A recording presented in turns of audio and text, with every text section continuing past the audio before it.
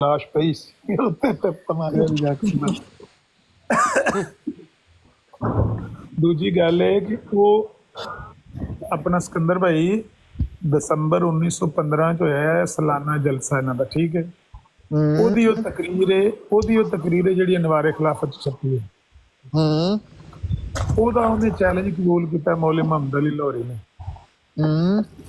ਯਾਨੀ ਤੁਸੀਂ ਦਸੰਬਰ 1915 ਤੋਂ ਆਨਵਰਡ ਦਸੰਬਰ 1916 ਤੱਕ ਜਾਣਾ ਹੈ। ਜਿੰਨੀਆਂ ਵੀ ਇਸਮੋ ਅਹਿਮਦ ਦੀਆਂ ਤਹਿਰੀਰਾਂ ਮੌਲਵੀ ਮੁਹੰਮਦ ਅਲੀ ਨੇ ਜਵਾਬ ਦਿੱਤੀਆਂ ਉਹ ਸਾਰੀਆਂ ਕੱਢ ਕੇ ਨਾ ਤੇ ਉਹਨੂੰ ਸੈਂਡ ਕਰ ਦਿੱਤਾ।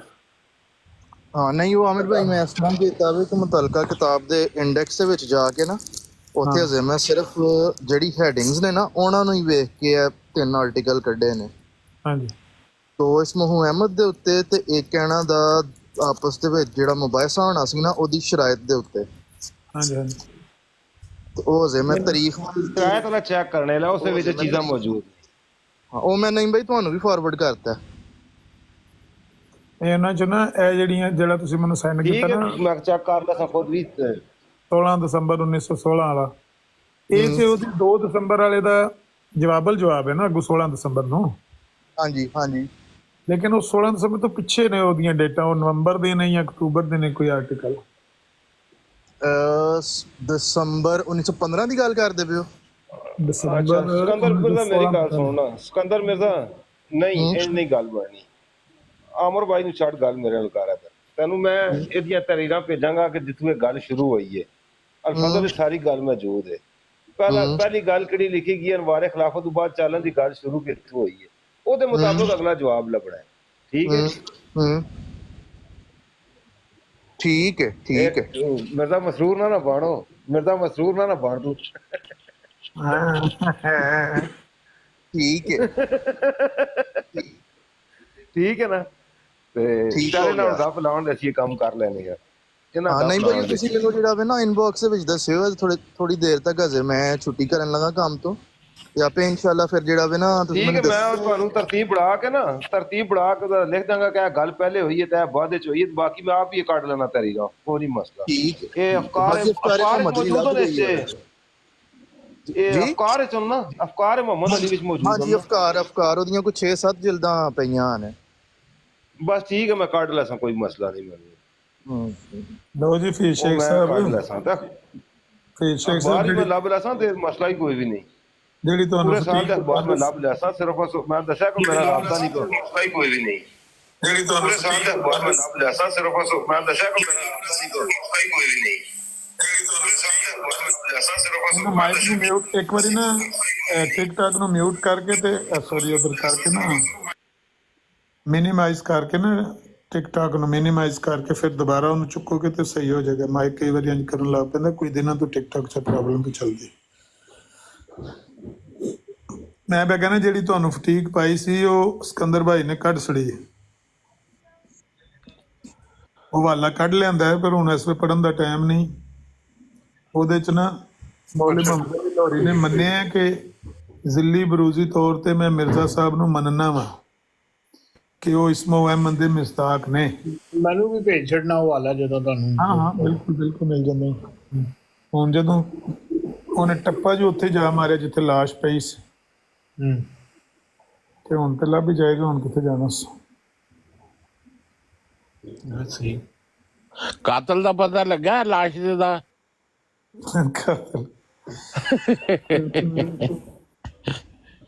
ਨਹੀਂ ਉਹ ਗੱਲ ਤਾਂ ਮੈਂ ਮਿਸਾਲ ਦਿੱਤੀ ਹੈ। ਆਪਣਾ ਅਕਬਰ ਖਾਨ ਸਾਹਿਬ ਸਾਡੇ ਨਾਲ ਪਿੰਡ ਹੈ ਤੇ ਉੱਥੇ ਨਾ ਇੱਕ ਕੁੜੀ ਹੋ ਗਈ ਕਤਲ ਤੇ ਉਹ ਕਤਲ ਕਰਕੇ ਨਾ ਤੇ ਉਹਨਾਂ ਵਿਹੜੇ 'ਚ ਦੱਬ ਛੜੀ। ਵਿਹੜੇ 'ਚ ਨਾ ਉਹ ਮੱਝਾਂ ਦਾ ਠਾਰਾ ਜਿਹਾ ਬਣਿਆ ਹੁੰਦਾ ਜਿੱਥੇ ਮੱਝਾਂ ਮੁੱਝਾਂ ਇੱਕ ਦੋ ਹੋਣ ਤੇ ਬੰਨ ਛੱਡਦੇ ਨੇ ਜ਼ਿਮੀਂਦਾਰ। ਉਹ ਠਾਰੇ 'ਚ ਨਾ ਉਹਨੇ ਟੋਇਆ ਕੱਢ ਕੇ ਨਾ ਥੱਲੇ ਤੇ ਉੱਥੇ ਕੁੜੀ ਦੱਬ ਛੜੀ ਲਾਸ਼ ਉਹਦੀ ਤੇ ਉੱਤੇ ਮਿੱਟੀ ਪਾ ਕੇ ਤੇ ਉਹ ਮੱਝ ਸ਼ੱਜ ਵੀ ਉੱਥੇ, ਬੰਦੇ ਖੁਰਲੀ ਸ਼ੁਰਲੀ ਵੀ ਉੱਥੇ ਸੀ। ਉਹ ਖੈਰ ਪਤਾ ਲੱਗ ਗਿਆ ਹੌਲੀ ਹੌਲੀ ਗੱਲ ਖਿਸਕਦੀ ਕਿਉਂਕਿ ਉਹਨਾਂ ਦੀ ਕੁੜੀ ਆਪਣੀ ਨਹੀਂ ਸੀ, ਕਿਸੇ ਹੋਰ ਦੀ ਕੁੜੀ ਸੀ। ਤੇ ਉਹ ਥਾਣੇਦਾਰ ਆ ਗਿਆ ਤੇ ਥਾਣੇਦਾਰ ਨੇ ਆਖਿਆ ਬਈ ਉਹਨੂੰ ਕਾਤਲ ਨੂੰ ਆਖਿਆ ਵੀ ਇੱਧਰ ਆ। ਉਹ ਜਿੱਥੇ ਉਹਨੇ ਜਾ ਕੇ ਨੇ ਥਾਣੇਦਾਰ ਨੇ ਠਾਰੇ ਦੇ ਥੱਲੇ ਜ਼ਮੀਨ ਵੇਖੀ ਨਾ ਤੇ ਪੋਲੀ ਏ ਉਹਨੇ ਕਿਹਾ ਕਈ ਲੈ ਕੇ ਆ ਤੇ ਇੱਥੇ ਟੱਪਾ ਮਾਰ ਕਈ ਦਾ। ਉਹਨੇ ਤੇ ਲਾਸ਼ ਆਪਣੇ ਹੱਥੀ ਦੱਬੀ ਸੀ ਨਾ। ਹਾਂਜੀ ਥਾਣੇਦਾਰ ਜਿੱਥੇ ਆਖਦਾ ਸੀ ਨਾ ਇੱਥੇ ਟੱਪਾ ਮਾਰ, ਉੱਥੇ ਨਹੀਂ ਸੀ ਮਾਰਦਾ, ਘਸਾ ਕੇ ਮਾਰਦਾ ਸੀ, ਸੱਜੇ ਕਰਕੇ ਖੱਬੇ ਕਰਕੇ। ਹਾਂਜੀ ਥਾਣੇਦਾਰ ਆਖਿਆ ਇੱਥੇ ਟੱਪਾ ਮਾਰ, ਉਹ ਇੱਥੇ ਮਾਰਨ ਦੀ ਬਜਾਏ ਨਾਲ ਹੀ ਥੋੜਾ ਜਿਹਾ ਫੁੱਟ ਦੇ ਫਾਸਲੇ ਤੇ ਪਰਾਂ ਸੱਜੇ ਕਰਕੇ ਮਾਰ ਦਿੰਦਾ ਸੀ। ਇਹ ਸੋ ਹਿਸਾਬ ਹੈ ਜਿਹੜੇ ਮਿਰਜ਼ਾਈ ਨੇ ਨਾ ਕਈ, ਇਹਨਾਂ ਨੂੰ ਆਖੀਏ ਨਾ ਵੀ ਇਸ ਗੱਲ ਉਧਰ ਨਹੀਂ ਜਾਣ ਲੱਗੇ, ਜਾਣ ਕੇ ਸੱਜੇ ਖੱਬੇ ਟੱਪਾ ਮਾਰਨਗੇ। ਅੱਜ ਜਿਵੇਂ ਅੱਜ ਤੁਸੀਂ ਜੱਜੇ ਨੂੰ ਕਹਿ ਰਹੇ ਸੀ ਇੱਥੇ ਟੱਪਾ ਮਾਰ, ਜਿੱਥੇ ਲਾਸ਼ ਹੈ ਉੱਥੇ ਨਹੀਂ ਟੱਪਾ ਮਾਰਦੇ ਆ, ਜਾਣ ਕੇ ਸੱਜੇ ਖੱਬੇ। ਮਿਰਜ਼ਾ ਬਸ਼ੀਰੁੱਦੀਨ ਮਹਿਮੂਦ ਅਸਲ 'ਚ ਇਹਨਾਂ ਨੂੰ ਜ਼ਲੀਲ ਕਰਵਾ ਗਿਆ ਜੀ। ਬਸ ਇਹਨਾਂ ਦੇ ਨਸੀਬਾਂ 'ਚ ਇਹੋ ਕੋਈ ਸੀ ਜੀ। ਆ ਜਾਓ ਤਾਰਕ ਚੌਹਾਨ ਸਾਹਿਬ, ਆ ਜਾਓ।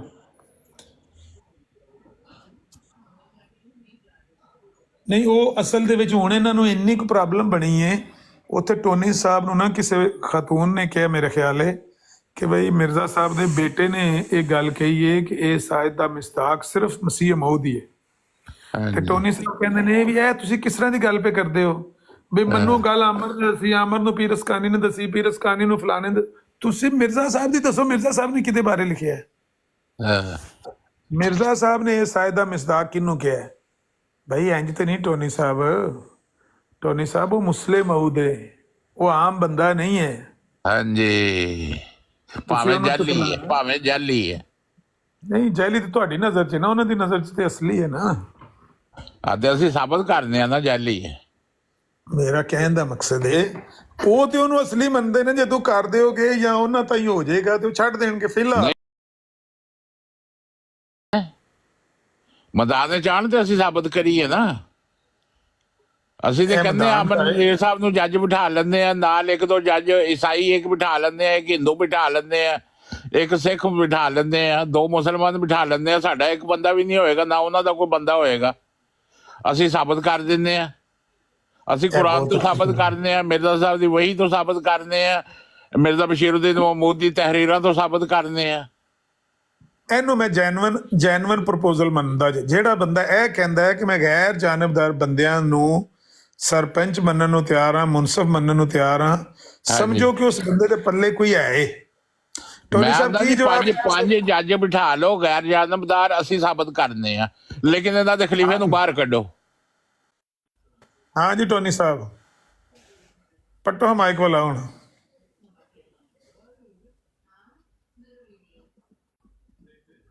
ਟੋਨੀ ਸਾਹਿਬ ਮਾਈਕ ਤੇ ਪੁੱਟੋ, ਥੱਲੇ ਮੈਸੇਜ ਛੱਡੋ ਲਿਖਣੇ। ਟੋਨੀ ਸਾਹਿਬ ਨੂੰ ਬੁਲਾ ਲਓ ਨਾ, ਆਪਣੇ ਖਲੀਫੇ ਨੂੰ ਤਿਆਰ ਕਰਨ। ਅਸੀਂ ਸਾਬਤ ਕਰਨੇ ਆ ਕਿ ਉਹ ਮੁਸਲਿਮ ਨਹੀਂ ਸੀ, ਨਾ ਇਹ ਖਿਲਾਫਤ ਹੈ। ਮਿਰਜ਼ਾ ਸਾਹਿਬ ਦੇ ਤਹਿਰੀਕ, ਮਿਰਜ਼ਾ ਸਾਹਿਬ ਦੀ ਤਾਲੀਮ ਤੋਂ ਸਾਬਤ ਕਰਨੇ ਆ ਅਸੀਂ। ਉਹ ਮਿਰਜ਼ਾ ਸਾਹਿਬ ਦੀ ਜਿਹੜੀ ਵਹੀ ਹੈ ਉਹਦੇ ਤੋਂ ਸਾਬਤ ਕਰਨੇ ਆ ਕਿ ਉਹ ਮੁਸਲਿਮ ਮੌਤ ਨਹੀਂ ਸੀ। ਕੁਰਾਨ ਤੋਂ ਸਾਬਤ ਕਰਨੇ ਆ ਕਿ ਉਹ ਮੁਸਲਿਮ ਮੌਤ ਨਹੀਂ ਸੀ। ਟੋਨੀ ਸਾਹਿਬ ਮਾਈਕ ਖੋਲੋ, ਮਾਈਕ ਖੋਲੋ, ਮੈਂ ਤੁਹਾਨੂੰ ਇਨਵਾਈਟ ਕੀਤਾ, ਮਾਈਕ ਖੋਲੋ। मैं काम से हाँ इस वास्ते ज़्यादा बोलना, मैं चला जाना बाहर ज़रा। ਬਾਹਰ ਨਿਕਲ ਕੇ ਦਿਖਾਓ ਜੇ ਪੰਜ ਬੰਦੇ ਮੁਨਸਫ ਹੋ ਜਾਣ। ਉਹ ਠੀਕ ਹੈ ਯਾਰ, ਜਿਹੜਾ ਨਾ ਇਮਾਮ ਕਾਬਾ, ਇਮਾਮ ਖਾਮਨਾਈ, ਦਲਾਈ ਲਾਮਾ ਤੇ ਪੋਪ, ਇਹ ਸਾਰੇ ਹੋਣ, ਇਹਨਾਂ ਨੂੰ ਇਕੱਠਾ ਕਰੋ ਤੇ ਸਾਡੇ ਜਿਹੜੇ ਨੇ ਰਹਿਨੁਮਾ ਉਹ ਵੀ ਆ ਜਾਣਗੇ। ਹੁਣ ਜਿਨ੍ਹਾਂ ਦੀ ਇੰਨੀ ਅਹਿਮੀਅਤ ਨਾ ਹੋਵੇ ਕਿ ਉਹਨਾਂ ਨੂੰ ਗਰੁੱਪ ਦੇ ਵਿੱਚ ਰੱਖਣਾ ਵੀ ਜ਼ਰੂਰੀ ਸਮਝਿਆ ਜਾਏ, ਤਾਂ ਉਹ ਹੁਣ ਮਤਲਬ ਇਹ ਖਾਹਿਸ਼ ਕਰਨ ਤੇ ਫਿਰ ਇੰਝ ਹੀ ਹੁੰਦਾ ਨਾ ਕਿ ਅਨੋਖਾ ਲਾਡਲਾ ਖਿਲਨ ਕੋ ਮਾਂਗੇ ਚਾਂਦ। ਕੈਸੀ ਅਨੋਖੀ ਬਾਤ ਰਹੇ। ਅਸੀਂ ਤਾਰੇ ਨਾ ਵਿਖਾਤੇ ਤੇ ਦੁਨੀਆ ਵੇਖੇਗੀ, ਅਸੀਂ ਤਾਰੇ ਵਿਖਾ ਦਾਂਗੇ। ਤਾਰੇ ਚਾਂਦ ਰਾਤ ਨੂੰ ਤਾਰੇ ਵਿਖਾ ਦਾਂਗੇ ਅਸੀਂ। ਅਕਬਰ ਖਾਨ ਸਾਹਿਬ ਨਾਲ ਗੱਲ ਕਰ ਲੈਣਾ। ਹਾਂਜੀ ਡਾਇਲਾਗ ਨਾ ਮਾਰਨ, ਸਿਰਫ ਗੱਲ ਕਰਨ। ਹਾਂ ਛੋਟੀ ਛੋਟੀ ਗੱਲ ਕਰੋ, ਡਾਇਲਾਗ ਬਾਜ਼ੀ ਨਾ ਕਰੋ, ਸਟੇਟ ਗੱਲ, ਛੋਟੀ ਛੋਟੀ ਗੱਲ। ਮੱਝ ਸਾਈਕਲ ਤੇ ਰਜ਼ਾਈ ਦੇ ਫਲਸਫੇ ਨੂੰ ਸਮਝ ਲਓ ਤੇ ਫਿਰ ਅੱਗੇ ਹਾਂਜੀ ਹਾਂਜੀ ਸਮਝ ਲਿਆ। ਕਿਸੇ ਖਿਲਾਫਤ ਖਬਾਸਤ ਮਾਂ ਪਿਓ ਧੀ ਨਾਲ ਲੱਗਾ ਵੇ, ਚਾਚਾ ਭਤੀਜੇ ਨਾਲ ਲੱਗਾ ਵੇ, ਸਮਝ ਲਿਆ। ਇਹਨਾਂ ਨੂੰ ਵਾਬੜ ਖਾਨੇ ਚ ਲੈ ਜਾਓ ਤੇ ਉੱਥੇ ਇਹਨਾਂ ਕੋਲ ਫੈਜ਼ ਯਾਬ, ਉਹ ਮੈਨੂੰ ਨਹੀਂ ਚਾਹੀਦੇ। ਠੀਕ ਹੈ ਹਾਂਜੀ ਹਾਂਜੀ ਹਾਂਜੀ ਇਹਨੂੰ ਗਾਗਾ ਵਾਪਸ- ਟੋਨੀ ਤੇ ਲੱਗਾ ਵੇ ਸਾਰਾ ਕੁਝ ਦੇਖ ਲਿਆ ਵੇ। ਇਹਨੂੰ ਲੈ ਜਾਓ ਧੋਨੀ ਸਾਹਿਬ। ਆਪਣੇ ਵਾਬੜੇ 'ਚ ਲੈ ਜਾਓ।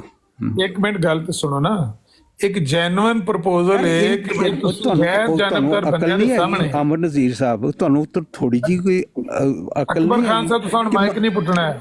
ਓਕੇ ਕਿ ਓਕੇ ਮੈਨੂੰ ਅਕਬਰ ਤੁਸੀਂ ਖਾਨ ਸਾਹਿਬ ਬੁਲਾ ਮਾਈਕ ਕੇ ਮਿਊਟ ਕਰ ਦਿਓ। ਮੈਨੂੰ Okay, ਬੁਲਾ ਕੇ ਤੇ ਤੁਸੀਂ ਇਹੋ ਜਿਹੀ ਜਿਹੜੀ ਹੁਣ ਮੈਂ ਕੀ ਹੁਣ ਛੱਡ ਦਿਓ, ਮਖਲੂਕ ਉਹਨਾਂ ਨੂੰ ਨਾਲ ਛੱਡ ਕਰੋ, ਦਿੰਦੇ ਉਹਨਾਂ ਨੂੰ ਛੱਡ ਦਿਓ, ਉਹਨਾਂ ਨੂੰ ਛੱਡ ਦਿਓ, ਮੇਰੀ ਗੱਲ ਦਾ ਜਵਾਬ ਦਿਓ। ਤੁਹਾਨੂੰ ਗੈਰ ਮੇਕ ਸ਼ੋਰ ਜਾਣਬਦਾਰ ਕਰੋ ਸਕੂਲ ਨਹੀਂ ਨਾ, ਗੱਲ ਸੁਣਨਾ ਤੇ ਫਿਰ ਇਹ ਵੀ ਮੇਕ ਸ਼ੋਰ ਕਰੋ ਜਦੋਂ ਮੈਂ ਗੱਲ ਕਰ ਰਿਹਾ ਹਾਂ ਤੇ ਇਹੋ ਜਿਹੀ ਮਖਲੂਕਾਂ ਨੂੰ ਲਗਾਮ ਨਹੀਂ ਢਿੱਲੀ ਹੋਣੀ ਚਾਹੀਦੀ। ਹਾਂ ਤੁਸੀਂ ਕੀ ਕਹਿ ਰਹੇ ਹੋ?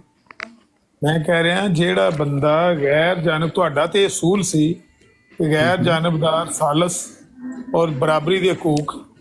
ਸਾਲ ਪਹਿਲਾਂ ਜਦੋਂ ਤੁਸੀਂ ਟਿਕਟਾਕ ਤੇ ਆਏ ਸੀ ਉਦੋਂ ਤੁਸੀਂ ਇੰਜ ਦੇ ਹੁੰਦੇ ਸੀ,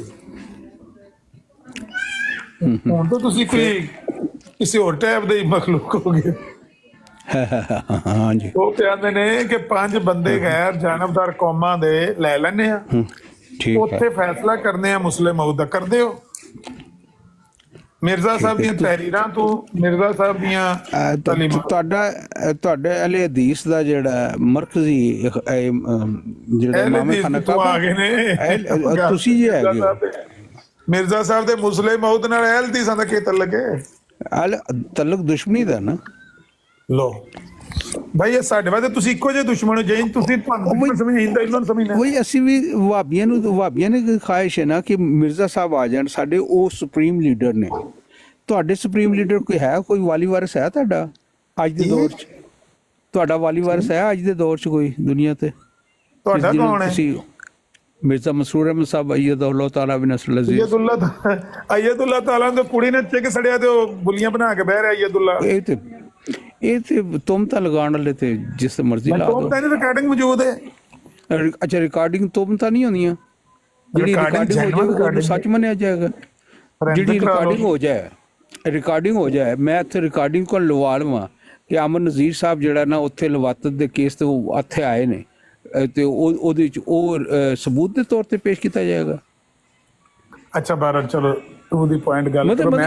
ਮਤਲਬ ਤੁਸੀਂ ਰੀਜ਼ਨ ਦੇਖੋ ਕੀ ਦੇ ਰਹੇ ਹੋ ਕਿ ਤੁਹਾਡੇ ਕੋਲ ਇੱਕ ਐਲੀਗੇਸ਼ਨ ਹੈ ਕਿ ਕਿਸੇ ਨੇ ਵਾਕਿਆ ਦਾ ਸਬੂਤ ਹੈ ਵੇ ਨਸਵਾਰਲੇ ਵਾਕਿਆ ਦਾ।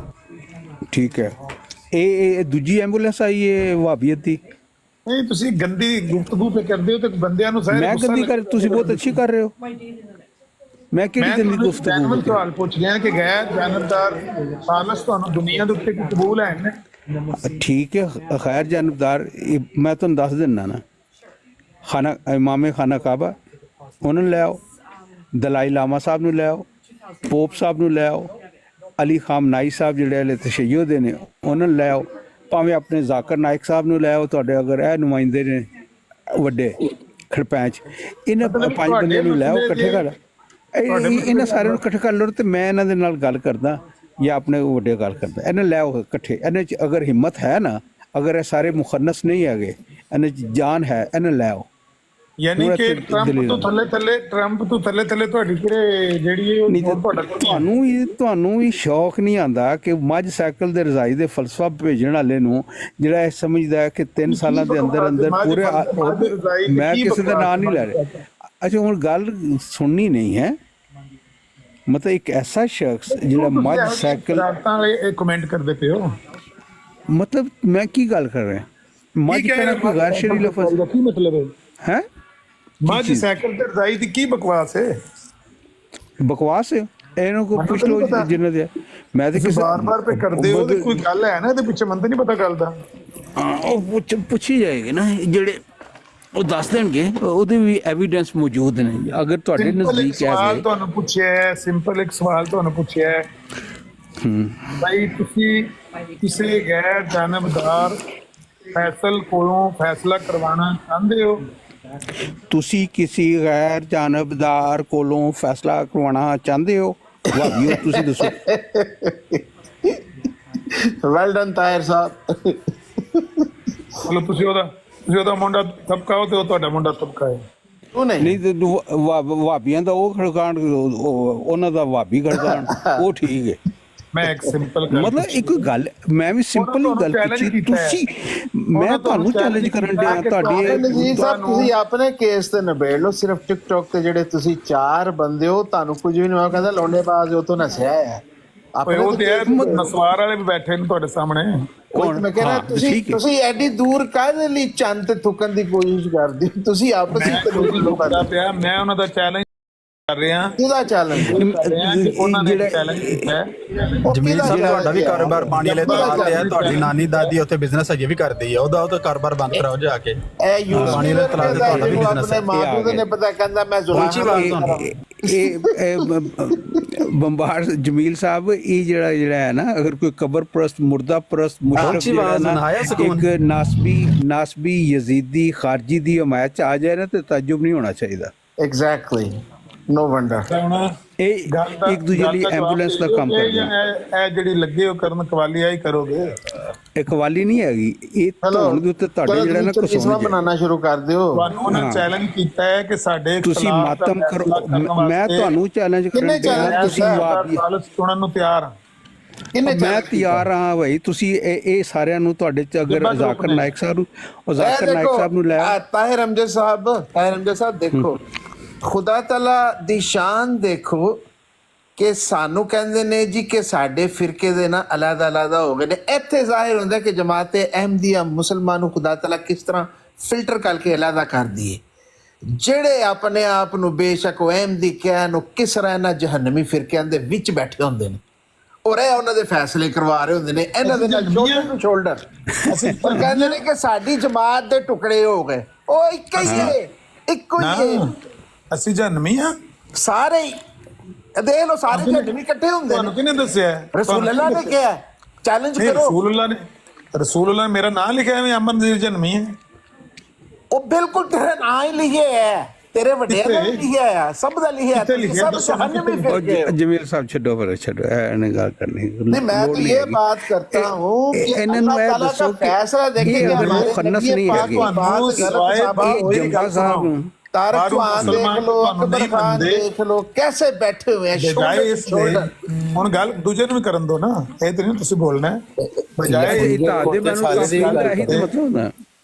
ਬਜਾਏ ਇਸ ਦੇ ਕਿ ਇਹਦੇ ਉੱਤੇ ਸ਼ਰਮ ਮਹਿਸੂਸ ਹੋਵੇ ਕਿ ਮੁਸਲਮਾਨਾਂ ਦੇ ਤੇ ਕਿਸੇ ਮੁਲਕ 'ਚ ਅਸੀਂ ਸਰਜ਼ਮੀਨ ਤੇ ਪੈਰ ਰੱਖ ਹੀ ਨਹੀਂ ਸਕਦੇ ਸਾਨੂੰ ਆਪਣੇ ਮਿਰਜ਼ਾ ਸਾਹਿਬ ਦੇ ਮੁਸਲਮਾਨ ਯਾਰ ਆਪਣੀ ਸਰਜ਼ਮੀਨ ਤੇ ਖੁਦ ਨਹੀਂ ਰਹਿੰਦੇ ਬਜਾਏ ਸ਼ਰਮ ਆਵਣ ਦੇ ਮੁਸਲਮਾਨ ਖੁਦ ਆਪਣਾ ਇਟਾਲੀਅਨ ਦੇ ਆਪਣਾ ਟਟੀਆਂ ਸਾਫ਼ ਕਰਦੇ ਨੇ ਅੱਛਾ ਜਮੀਲ ਸਾਹਿਬ ਜੀ ਇਹ ਹੈਰਤ ਹੈ ਵੇ ਕਿ ਨਾਸਬੀ ਖਾਰਜੀ ਯਜ਼ੀਦੀ ਨਜਦੀ ਫਿਤਨਾ ਜਿਨ੍ਹਾਂ ਨੂੰ ਆਮ ਮੁਸਲਮਾਨ ਜਹੰਨਮ ਦਾ ਈਂਧਨ ਸਮਝਦੇ ਨੇ ਫਿਰਕਾ ਸ਼ੈਤਾਨੀਆਂ ਕਰਾਰ ਦਿੰਦੇ ਨੇ ਇੰਤਹਾਈ ਢਿਟਾਈ ਦੇ ਨਾਲ ਨਾ ਸਿਰਫ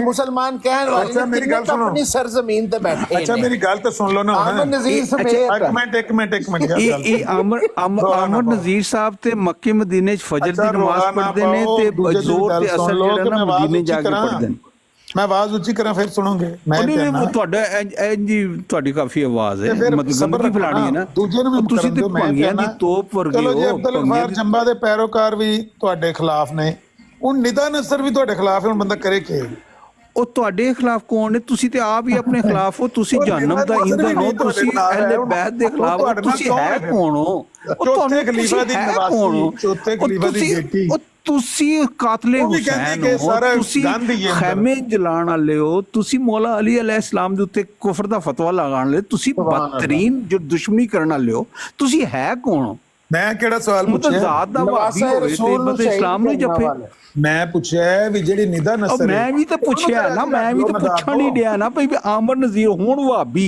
ਇਸਲਾਮ ਨੂੰ ਹੀ ਜੱਫਾ ਬੱਲੇ ਬੱਲੇ ਬੱਲੇ ਬੱਲੇ ਚਲੋ ਅਬਦੁਲ ਗਫਾਰ ਜੰਬਾ ਗਰੁੱਪ ਤੁਹਾਡੇ ਨਾਲ ਰਾਜ਼ੀ ਨਹੀਂ ਤੁਸੀਂ ਵਾਬੀਆਂ ਦੀ ਗੱਲ ਕਰੋ ਨਾ ਜ਼ਾਕਿਰ ਨਾਇਕ ਸਾਹਿਬ ਦੀ ਗੱਲ ਕਰੋ ਸਾਨ ਲਈ ਇਸਲਾਮ ਦੀ ਗੱਲ ਕਰੋ ਮੈਂ ਪਿਆਨਾ ਤੁਹਾਡੇ ਤੇ ਨਿਦਾ ਨਸਰ ਵੀ ਰਾਜ਼ੀ ਹੋ ਵੀ ਆਂਦੀ ਕੰਜਰਖਾਨਾ ਖੁੱਲੇ ਉੱਥੇ ਠੀਕ ਹੈ ਉਹਦੀ ਮਰਜ਼ੀ ਹੈ ਤੁਹਾਡੇ ਉੱਤੇ ਮਰਜ਼ੀ ਤੇ ਨਹੀਂ ਨਾ ਹੈ ਇਹ ਤੁਹਾਡਾ ਹੀ ਮੁਸਲਮਾਨ ਭਰਾ ਵਾ ਨਾ ਜਿਹੜਾ ਕਹਿੰਦਾ ਹੋਵੇ ਕਿ ਤੁਸੀਂ ਉਹਦੀ ਮਰਜ਼ੀ ਹੈ ਤੇ ਤੁਹਾਡੀ ਕੀ ਮਰਜ਼ੀ ਏ ਉਹਦੀ ਮਰਜ਼ੀ ਤੁਹਾਡੀ ਕੀ ਮਰਜ਼ੀ ਏ ਕੰਜਰਖਾਨਾ ਗੰਦੀ ਠੀਕ ਹੈ ਮਤਲਬ ਇਹ ਅਗਰ ਘਰ 'ਚ ਕੰਜਰਖਾਨਾ ਖੁੱਲਿਆ ਹੋਏਗਾ ਤੇ ਕੋਈ ਬੰਦਾ ਵੀ ਨਹੀਂ ਆਪਣਾ ਰਹਿਣ ਲੱਗਾ। ਇਸ ਗੱਲ ਨੂੰ ਕਿਵੇਂ ਤੁਸੀਂ ਮਹਿਸੂਸ ਕਰਦੇ ਆ ਓਏ ਵਾਬੀ ਖਾਨਾ ਉਹ ਕਿ ਇਸ ਕੰਜਰਖਾਨੇ ਦੀ ਵਜ੍ਹਾ ਤੋਂ ਤੁਹਾਡੇ ਚੌਥੇ ਖਲੀਫਾ ਦੀ ਬੇਟੀ, ਚੌਥੇ ਖਲੀਫਾ ਦੀ ਧੀ ਵੀ ਤੁਹਾਡੇ ਤੋਂ ਥੁੱਕਦੀ ਪਈ ਏ।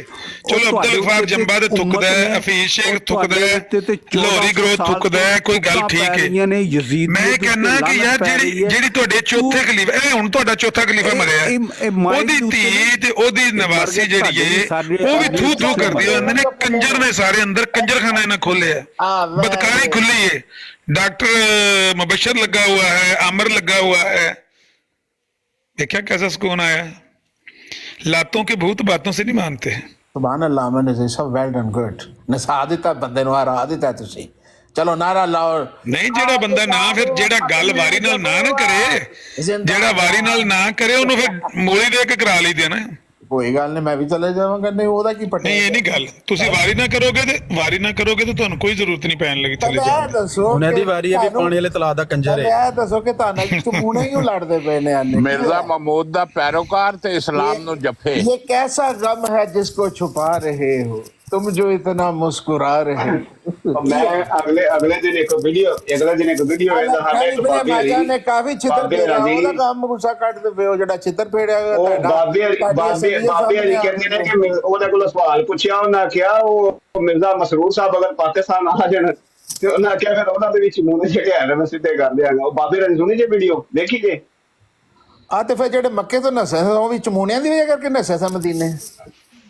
हाँ ओ शातमियत हो गई शातमियत हो गई शायद सर तन से जुदा होन लगा जे भाई मारो। ਮੈਂ ਬਿਆਨਾ ਇਹ ਜਿਹੜੀ ਨਿਦਾ ਨਸਰ ਕਹਿੰਦੀ ਏ ਬਈ ਇੱਥੇ ਆਤਾ ਖਾਸ ਦੇ ਵਿੱਚ ਕੰਜਰਖਾਨਾ ਖੁੱਲੇ ਹੈ। ਕਿਹੜੇ ਡਾਕਟਰ ਮੁਬਸ਼ਰ ਲੱਗੇ ਹੈ, ਕਿਹੜੇ ਆਮਰ ਲੱਗੇ ਹੈ, ਕਿਹੜੇ ਉਹ ਲੁਕਮਾਨ ਲੱਗੇ ਹੈ, ਕਿਹੜੇ ਉਹ ਸਾਲਾ ਖੋਤਾ ਲੱਗੇ ਹੈ, ਖੋਤਾ ਸਾਲਾ ਲੱਗੇ ਹੈ। ਅੰਦਰ ਕੰਜਰਖਾਨਾ ਸ਼ੈਂਡੀ ਸ਼ਾਹ ਲੱਗੇ ਹੈ। ਮਤਲਬ ਇਹ ਜਿਹੜਾ ਕੰਜਰਖਾਨਾ ਅਹਾਤਾ ਖਾਸ ਖੁੱਲੇ ਹੈ ਉਹ ਮਤਲਬ ਉਹ ਸਮਝਦੇ ਹੋ ਕਿ ਇਹ ਜਨਤੀ ਨੇ ਤੇ ਬਾਕੀ ਸਾਰੀ ਦੁਨੀਆ ਜਨਮੀ ਹੈ। 72 ਜਨਮੀ ਤੇ 73 ਜਨਮੀ ਜਨਮੀਆਂ ਨਾਲ ਜਾ ਕੇ ਜੰਬਾ ਗਰੋਹ ਬਹਿ ਗਿਆ। ਅਸੀਂ ਜਨਤੀਆਂ ਸਾਂ ਆਪਣੇ ਕੰਜਰਖਾਨਾ ਖੋਲੇ ਅੰਦਰ ਤੇ ਜਨਾਬ ਉੱਥੇ ਸੈਕਸ ਚੈਟ ਹੁੰਦੀ ਹੈ ਤੇ ਸੈਕਸ ਵਰਕਰਾਂ ਭਾਈਆਂ ਨੇ। ਕੋਈ ਸ਼ਰਮ ਕਰੋ, ਕੋਈ ਹਯਾ ਕਰੋ, ਖੁਦਾ ਦਾ ਖੌਫ ਕਰੋ। ਉਹ ਕਿਸੇ ਜਿਹੜੇ ਹਜ਼ਰਤ ਤਲਾ ਮਤਲਬ ਹੈ ਕਿ ਆਪਣੇ ਆਪ ਨੂੰ ਜਨਤੀ ਆਖਦੇ ਹੋ। ਇਸ ਗਲਾਜ਼ਤ ਤੋਂ ਬਾਅਦ, ਇਸ ਨਜਾਸਤ ਔਰ ਇਸ ਗਲਾਜ਼ਤ ਤੋਂ ਬਾਅਦ ਆਪਣੇ ਆਪ ਨੂੰ ਜਨਤੀ ਨਹੀਂ ਆਖਦੇ ਹੋ ਨਾਲ। ਨਹੀਂ ਉਹ ਤਾਂ ਦੱਸੋ। ਇਹੋ ਗੱਲ ਮੌਲਵੀ ਮੁਹੰਮਦ ਅਲੀ ਲਾਹੌਰੀ ਨੇ ਆਖੀ ਸੀ ਵੀ ਐਡੀ ਨਾ ਖਲਫ ਔਲਾਦ ਜਿਹੜੀ ਇਹ ਆਖੇ ਕਿ ਜਿਹੜਾ ਇਲਜ਼ਾਮ ਮੇਰੇ ਤੇ ਪਿਆ ਲੱਗਦਾ ਹੈ ਮੇਰੇ ਅੱਬਾ ਜੀ ਤੇ ਵੀ ਲੱਗਦਾ ਸੀ ਪਿਆ। ਇਹ ਐਡੀ ਨਾ ਖਲਫ ਔਲਾਦ ਅਗਰ ਇਹ ਬਕਵਾਸ ਕਰ ਦੇਵੇ ਤੇ ਆਖੇ ਕਿ ਜਿਹੜਾ ਮੇਰੇ ਤੇ ਇਲਜ਼ਾਮ ਲੱਗਾ ਹਜ਼ਰਤ ਯੂਸਫ ਤੇ ਵੀ ਲੱਗਾ ਸੀ, ਉਮੁਲ ਮੋਮਿਨੀਨ ਆਇਸ਼ਾ ਸਦੀਕਾ ਤੇ ਵੀ ਲੱਗਾ ਸੀ। ਤੇ ਇਹੋ ਜੀ ਔਲਾਦ ਜਿਹੜੀ ਉਹਨੇ ਆਖੇ ਤੇ ਪਿਓ ਨੂੰ ਨਹੀਂ ਬਖਸ਼ਦੀ ਹੈ ਤੇ ਇਹਨਾਂ ਨੂੰ ਕੀ ਪਰਵਾਹ ਨਬੀਆਂ ਦੀ ਤੇ ਪੈਗੰਬਰਾਂ ਦੀ ਤੇ ਉਮਹਾਤੁਲ ਮੋਮਿਨੀਨ ਦੀ। ਉਹ ਜਿਹੜੀ ਗਲਾਜ਼ਤ ਤੇ ਨਜਾਸਤ ਤੁਸੀਂ ਆਪਣੇ ਘਰ ਦੇ ਵਿੱਚ ਖਿਲਾਰੀ ਏ, ਇਹਦੇ ਵਾਸਤੇ ਤੁਸੀਂ ਜਸਟੀਫਿਕੇਸ਼ਨ ਇਹ ਦਿੰਦੇ ਹੋ ਕਿ ਫਲਾਣੇ ਤੇ ਵੀ ਇਲਜ਼ਾਮ ਲੱਗਾ ਤੇ ਫਲਾਣੇ ਤੇ ਇਲਜ਼ਾਮ ਲੱਗਾ।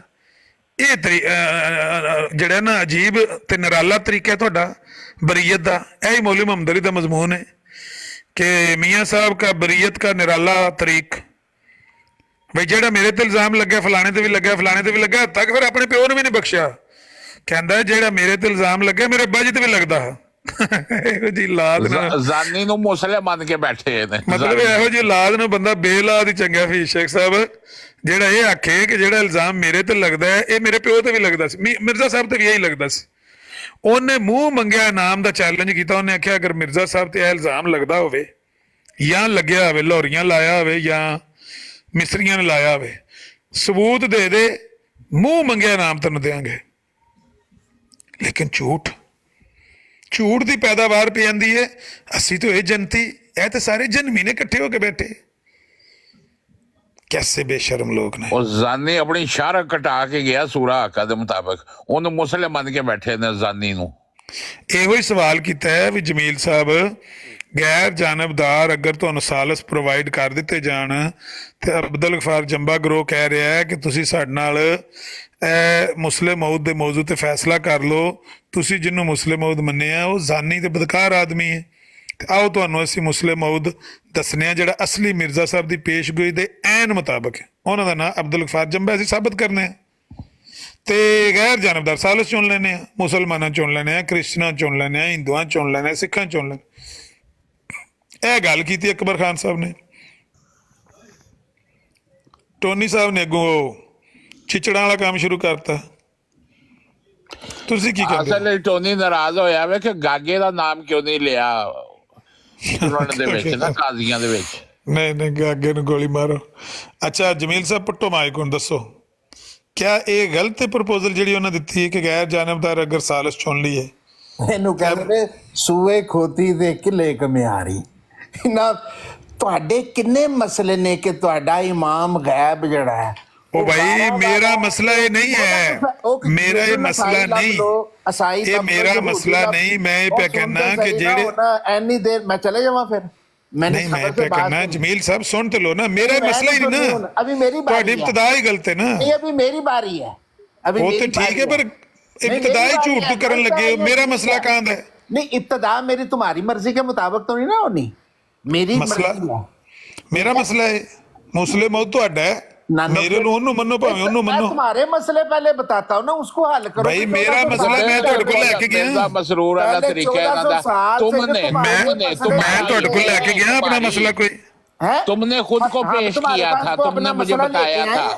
हाँ अब्दुल गफार जंबा साहब जंबा ग्रो कह रहे ना ਉਹ ਤੇ ਕਿ ਤੁਸੀਂ ਜੰਬਾ ਨੂੰ ਤੂੰ ਆਪਣੀ ਕੁੜੀ ਦੇ ਗੁਜਰਾਤੋਂ ਲਿਆ ਕੇ ਮੇਰਾ ਕੋ ਬਿਜ਼ਨਸ ਹੈ, ਜਾ ਜਵਾਈ ਬਣਾ ਲੈ ਉਹਨੂੰ, ਨਨ ਆਫ ਮਾਈ ਬਿਜ਼ਨਸ। ਨਹੀਂ ਤੂੰ ਆਪਣੀ ਭੈਣ ਦੇ ਦੇਣਾ ਸਾਨੂੰ, ਤੂੰ ਆਪਣੀ ਭੈਣ ਦੇ ਸਾਨੂੰ। ਇਹ ਗਾਲਾਂ ਕੱਢਦੇ ਤਾਂ ਹੀ ਤਾਂ ਤੁਹਾਨੂੰ ਨਿਦਾ ਨਸਰ ਆਂਦੀ ਏ ਕਿ ਤੁਸੀਂ ਅੰਦਰ ਕੰਜਰਖਾਨਾ ਖੋਲੇ। ਤੁਹਾਡੀ ਅੰਦਰੋਂ ਅੰਦਰ ਰਿਸ਼ਤੇਦਾਰੀ ਹੋਵੇ ਭਾਈ, ਇੱਕ ਗੱਲ ਵੀ ਕੁੜੀ ਤੇਰੀ ਦੇਣੀ ਹੈ ਨਾ ਕਿਸੇ ਨੂੰ ਇਹ ਰਿਸ਼ਤੇਦਾਰੀ ਭਾਈ ਉਹਦੀ ਸੀ ਨਿਦਾ ਨਸਰ ਦੀ ਤੇ ਉਹਦੇ ਪਿਓ ਲੁਕਮਾਨ ਉਹਦੀ ਸੀ, ਸਾਡੀ ਕੋਈ ਨਹੀਂ ਇਹੋ ਜਿਹੀ ਹੈ। ਇਹੋ ਜਿਹੀ ਗੰਦੀ ਰਿਸ਼ਤੇਦਾਰੀ ਤੁਹਾਡੀ ਹੈ ਭਾਈ। ਉਹ ਤਾਂ ਤੁਹਾਡੇ ਤੇ ਘਰ ਘਰ ਰਿਸ਼ਤੇਦਾਰੀ ਹੈ, ਇਹਦੇ 'ਚ ਤੁਸੀਂ ਚੋਟੀ ਕੱਢੀ ਹੈ। ਪਿਓ ਨੇ ਤੇ ਧੀ ਨੇ ਜਿਹੜਾ ਦੁਨੀਆ ਦੇ ਉੱਤੇ ਨਮੂਨਾ ਪੇਸ਼ ਕੀਤਾ ਨਾ, ਇਹ ਤੁਹਾਡਾ ਹੀ ਹੌਸਲਾ ਹੈ। ਓਏ ਅਲੀਸ਼ੇਰ ਗੁਜਰ ਨੇ ਕੀ ਕੀਤਾ ਹੀ? ਓਏ ਭਾਈ ਤੁਹਾਡਾ ਹੀ ਹੌਸਲਾ, ਸਾਡੇ 'ਚ ਕੋਈ ਨਹੀਂ ਜਿਹੋ ਜਿਹੀ ਸ਼ੈ ਪਾਈ ਜਾਂਦੀ ਹੈ। ਅਲੀਸ਼ੇਰ ਗੁਜਰ ਨੇ ਕੀ ਕੀਤਾ ਹੁਣੇ ਟਿਕਟੌਕ ਪਤਾ ਨਹੀਂ ਮੈਨੂੰ ਉਹਦਾ, ਮੈਂ ਉਹਨੂੰ ਜਾਣਦਾ ਹੀ ਨਹੀਂ ਹੈ, ਲੇਕਿਨ ਮੈਂ ਤੇ ਕਹਿਣਾ ਜਿਹੜਾ ਤੁਹਾਡੇ ਘਰ ਜਿਹੜਾ ਨਿਦਾ ਨਸਰ ਨੇ ਵਾਕਿਆ ਸੁਣਾਇਆ ਨਾ, ਇਹ ਰਿਸ਼ਤਾ ਭਾਈ ਤੁਹਾਡੇ ਘਰ ਹੀ ਪਾਇਆ ਜਾਂਦਾ, ਹੋਰ ਨਹੀਂ ਜੇ ਕਿਤੇ ਪਾਇਆ ਜਾਂਦਾ। ਉਹ ਤੁਹਾਡੇ ਘਰ ਹੈ ਸਾਰਾ ਕੁਝ ਹੈ, ਪਿਓ ਦਾ ਤੇ ਧੀ ਦਾ ਰਿਸ਼ਤਾ ਹੈ। ਰਿਐਲਿਟੀ ਹੈ। ਨਹੀਂ ਇਹ ਪਿਓ ਧੀ ਦਾ ਰਿਸ਼ਤਾ ਪਹਿਲੇ ਵੀ ਕਾਇਮ ਹੋਇਆ ਸੀ। ਦੇਖੋ ਕੱਲ ਵੀਡੀਓ ਆ ਅਮਤਰ ਲਈ ਦੀ ਕੁੜੀ ਅਮਤਰ ਰਸ਼ੀਦ ਦੇ ਨਾਲ ਮਿਰਜ਼ਾ ਬਸ਼ੀਰੁੱਦੀਨ ਮਹਿਮੂਦ ਦਾ। ਬਿਲਕੁਲ 2 ਨੰਬਰ ਖਲੀਫਾ ਵੀ ਇਹੀ ਕੰਮ ਕਰਦਾ ਰਿਹਾ। 2 ਨੰਬਰ ਖਲੀਫਾ ਕਰਦਾ ਰਿਹਾ ਹੋਣਾ ਭਾਜੀ, ਉਹਦਾ ਤਾਂ ਹਜ਼ਰਤ ਫਾਤਿਮਾ ਦਾ ਉਹਨਾਂ ਨੇ। ਇਹ ਤੇਰੇ 2 ਨੰਬਰ ਖਲੀਫਾ ਦੀ ਗੱਲ ਕੀਤੀ ਹੈ, ਜਿਹੜਾ 2 ਨੰਬਰ ਖਲੀਫਾ ਕਾਦੀਆਂ 'ਚ ਹੋਇਆ ਸੀ ਨਾ, ਜਿਹੜਾ ਕਾਦੀਆਂ 'ਚ ਸੀ, ਇਹ ਉਹਦੇ ਬਾਰੇ ਜਿਹੜਾ ਕਹਿੰਦਾ ਸੀ ਕਿ ਜਿਹੜੇ ਮੇਰੇ ਤੇ ਇਲਜ਼ਾਮ ਪੇ ਲੱਗਦਾ ਮੇਰੇ ਪਿਓ ਤੇ ਵੀ ਲੱਗਦਾ ਸੀ।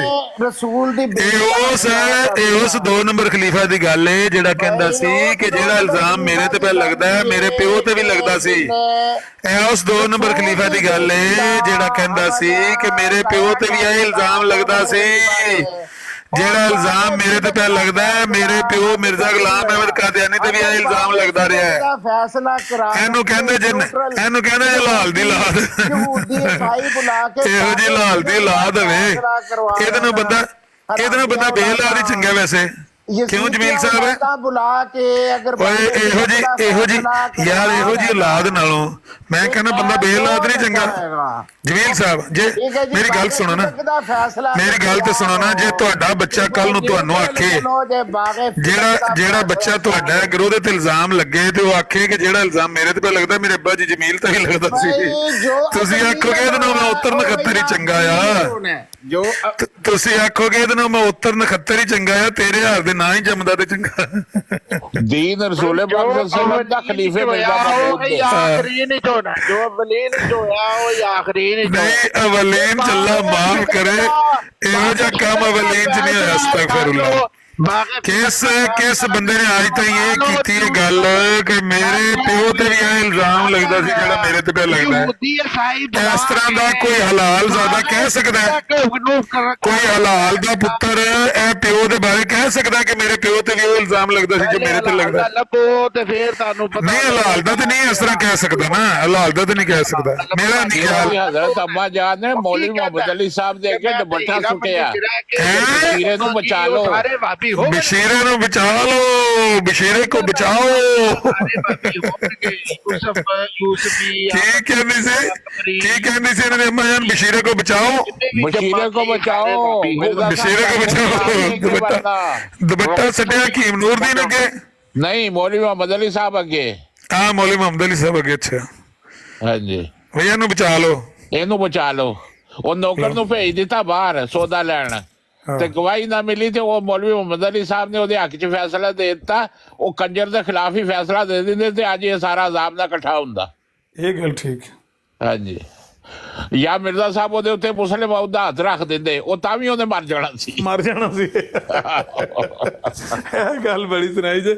ਮਿਰਜ਼ਾ ਸਾਹਿਬ ਜਿਹਨੂੰ ਮੁਸਲਿਮ ਮੌਤ ਆਖਿਆ, ਬੱਚਿਆ ਤੇ ਇੱਕ ਨਹੀਂ ਹੈ। ਇਹ ਚੌਹਾਨ ਸਾਹਿਬ ਨੂੰ ਆਖਿਆ ਸੀ, ਜੇ ਇਹਨੂੰ ਆਖਦੇ ਨੇ ਮਰ ਜਾਣਾ ਸੀ। ਬਿਲਕੁਲ, ਮੌਲਵੀ ਮੁਹੰਮਦ ਅਲੀ ਸਾਹਿਬ ਨੇ ਬਹੁਤ ਵੱਡੀ ਗਲਤੀ ਕੀਤੀ ਉਹ ਕੰਜਰ ਤੋਂ ਬਚਾ ਕੇ। ਉਦੋਂ ਆ ਗਿਆ ਸੀ ਫੋਨ ਮਗਰੋਂ, ਨਾ ਆਖਿਆ ਨੱਸ ਇੱਥੋਂ ਮੰਨਿਆ ਤਿੱਤਰੀ, ਨੱਸ ਮੰਨਿਆ ਤਿੱਤਰੀ। ਅੱਛਾ, ਰੋਲਾ ਪਾ ਕੇ ਮਰਜ਼ਈ ਪਹਿਲਾਂ ਇਹ ਸਮਝਦੇ ਨੇ ਵੀ ਅਸੀਂ ਰੋਲਾ ਚੋਖਾ ਪਾ ਲੈਂਦੇ ਆ, ਸਾਡੀ ਗੱਲ ਜਿਹੜੀ ਉਹ ਰੋਲਾ ਪਾਉਣ ਨਾਲ ਅਸੀਂ ਸੱਚੇ ਸਾਬਤ ਹੋ ਜਾਏ। ਨਾ ਰੋਲਾ ਪਾਓ। ਅਮਰ ਨਜ਼ੀਰ ਸਾਹਿਬ ਨਿਦਾ ਦਾ ਕੇਸ ਹੋ ਚੁੱਕਿਆ ਨਾ, ਚੁੱਲੂ ਭਰ ਪਾਣੀ ਹੋਵੇ ਨਾ ਤੇ ਡੁੱਬ ਮਰਨ, ਲੇਕਿਨ ਇਹ ਬਗੈਰਤ ਨੇ, ਇਹ ਫਿਰ ਵੀ ਬਾਹਰ ਆ ਜਾਂਦੇ ਨੇ ਸਾਹਮਣੇ। ਆ ਟੋਨੀ ਵੇਖ ਲੋ, ਗਾਗੇ ਕੋਲੋਂ ਐਨ ਕਰਵਾਉਂਦਾ ਰਿਹਾ, ਫਿਰ ਵੀ ਆ ਜਾਂਦਾ ਬਰਾੜ ਦੇ ਉੱਤੇ। ਉਹ ਗਾਗੇ ਨੇ ਜ਼ੁਬਾਨ ਇਹਦੀ ਬਾਹਰ ਕੱਢਤੀ ਸੀ। ਵਾਸਤਾ ਜਕਬਰ ਸਾਹਿਬ, ਹੋਰ ਕੋਈ ਗੱਲ ਕਰਨ ਦਾ ਫਰਕ? ਇੱਕ ਇੱਕ ਕਰਕੇ ਆ ਰਹੇ ਹੋ ਜਾਂ ਇਕੱਠੇ ਇਕੱਠੇ ਆ ਰਹੇ ਹੋ? ਇੱਕ ਇੱਕ ਕਰਕੇ ਆਓ। ਮੈਂ ਤਾਂ ਗਿਆ ਦੱਸ ਕਿਧਰੇ ਇੱਕ ਹੀ ਸੀ, ਇੱਕ ਹੀ ਸੀ। ਇੱਕ ਨੂੰ ਵੇਖ ਕੇ ਦੌੜ ਗਏ ਨੇ ਦੋ, ਇੱਕ ਨੂੰ ਵੇਖ ਕੇ ਦੋ ਦੌੜੇ ਨੇ। ਅੱਜ ਸੁਬਾਹ ਤੁਸੀਂ ਭੱਟੀ ਸਾਹਿਬ ਦੀ ਸੁਣੀ ਸੀ ਬਰਾੜ ਤੇ ਮੇਰੀ ਗੁਫ਼ਤਗੂ ਹੋ ਰਹੀ ਸੀ। ਹੈਂ? ਮੈਂ ਕਿਹਾ ਭੱਟੀ ਸਾਹਿਬ ਦੇ ਬਰਾੜ ਤੇ ਗੁਫ਼ਤਗੂ ਜਿਹੜੀ ਹੋ ਰਹੀ ਸੀ, ਸੁਣੀ ਸੀ? ਉਹ ਸੁਣੀ ਹੈ, ਬਲਕਿ ਉਹਦੀ ਰਿਕਾਰਡਿੰਗ ਵੀ ਲੈਣੀ ਸੀ। ਉਹ ਆਪਣੇ ਆਇਆ ਸੀ ਅੱਗੇ ਉਹ ਵੈਸ ਵੀ, ਤੇ ਉਹ ਕਹਿੰਦਾ ਸੀ ਰਿਕਾਰਡਿੰਗ, ਪਤਾ ਨਹੀਂ ਫਿਰ ਉਹਨੂੰ ਨੰਬਰ ਦਿੱਤਾ ਜਾਂ ਨਹੀਂ, ਕੀ ਕੀਤਾ। ਅੱਛਾ, ਇਹਨਾਂ ਦੀ ਬਗੈਰਤੀ ਵੇਖੀ ਜੇ, ਇਹ ਸਿੱਧਾ ਹਜ਼ਰਤ ਆਇਸ਼ਾ ਰਸੂਲ ਪਾਕ ਗਲੀਜ਼ ਕੌਮ, ਦੁਨੀਆ ਦੀ ਬਦਤਰੀਨ ਮਖਲੂਕ, ਫੌਰਨ ਜਾਂਦੇ ਨੇ ਕਿੰਨਾ ਇਹਨਾਂ ਕੰਜਰਾਂ ਦੇ ਪਿੱਛੇ। मौलाना मोहम्मद अली साहब ने लिखा, उन्होंने कहा कि अगर ये इल्ज़ाम जो तुम नबी करीम पे, हज़रत आयशा पे, हज़रत यूसुफ पे लगा रहे हो, अगर ये तुम मेरी हद तक होता, मेरे पे लगा देते, तो शायद मैं जवाब ना देता, चुप रहता। क्योंकि अब बात तुमने बहुत बढ़ा दी और हज़रत मसीह मऊद पे, नबी करीम पे, सब पे लगाए, लिहाजा मुझे इसका जवाब देना ज़रूरी है। आहो ना, मजमून लिखा है कि मियाँ जी का बरीयत का निराला अनोखा तरीका। भाई जेड़ा इल्जाम मेरे ते लगा है, ये फलाने ते भी लगा सी, फलाने ते भी लगा सी, लिहाजा वो बरी ने तो मैं भी बरी हूं। देखो ये केड़ा कुलिया। अस्सलाम वालेकुम। वालेकुम अस्सलाम रहमतुल्लाह। अब्दुल्ला किथे गया सी सुबह दा, बल्कि कल दा ही। कल शुएब राजा ने एक ऐसी गल की ना, अद्धा घंटा साड़ी हसी नहीं बंद हुई। कहंदे अब्दुल्ला, दुनिया दे कोई ऐसा फंडा है जिस नाल तेरा फंडा नहीं। इदा उमेर बाब नाल फंडा, इदा फैसल नाल फंडा।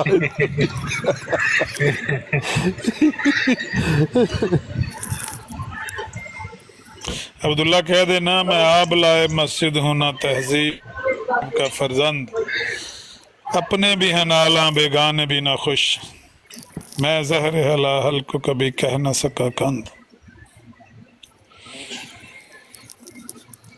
जेड़ा बंदा सच बोलता है, कोई राजी नहीं रह जाता। अब्दुल्ला बहुत जबरदस्त बंदा है, बहुत जबरदस्त माशाल्लाह। साडे अच्छा, बड़े बड़े अच्छे लोग। अल्लाह करे पीरस खाने भी जल्दी जल्दी वापस आन, क्योंकि उन्होंने नाल बड़ा जरूरी काम है। पता नहीं कदों आएंगे, बड़ी बेरौनकी जी है पीरस खाने तो बगैर। टप्पन दो को जड़ा डंग खैर दा टपदा है कि फिल्म बनी बगैर। दो हवाले में वेरीफाई कराने ने उन्हां को। आहो, जेड़े को 2-3 दिन लंघ गए ने ना, वीडियो बने बगैर वो लंघ लैन दे।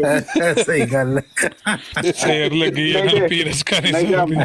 नहीं तो अब्दुल्ला ने ਉਹਨਾਂ ਨਾਲ ਵੀ ਸਿੰਘ ਫਸਾ ਕੇ ਬਹਿ ਜਾਣਾ। ਹਾਂ, ਰੋਜ਼ ਨਵੀਂ ਵੀਡੀਓ ਬਣਵਾਈ ਜਾਂਦੀ। अच्छा, ओए थले मैं अमर भाई सवाल लेके आया थले सी मैं कि आया, मैनू चुको। आखिरी जमाने में آخری زمانے میں برتب پیش گوئی مجرد احمد اے پیش گوئی کتنے وے قرآن اور حدیث دے وچ ਇਹੋ ਹੀ ਪੇਸ਼ ਗਈ ਹੈ ਨਾ ਵ ਮੁਬਸ਼ਰਮ ਬਿਰਸੂਲ ਯਾਤੀ ਮਿਨ ਬਾਦ ਇਸਮਹੁ ਅਹਮਦ نہیں ہے دسن نا چوہان صاحب اور رفیع شیخ صاحب یہ تو آدھے نے کہ مرزا صاحب نے اپنے اتنے چسپا نہیں کیتا ایتھے تے انہوں نے چھڑے ہی کک نہیں حضرت مسلم موعود نے 10 ثبوت اور 10 دلائل پیش کر دیتے ہیں تھانوں ٹھنڈ پھر بھی نہیں پیندی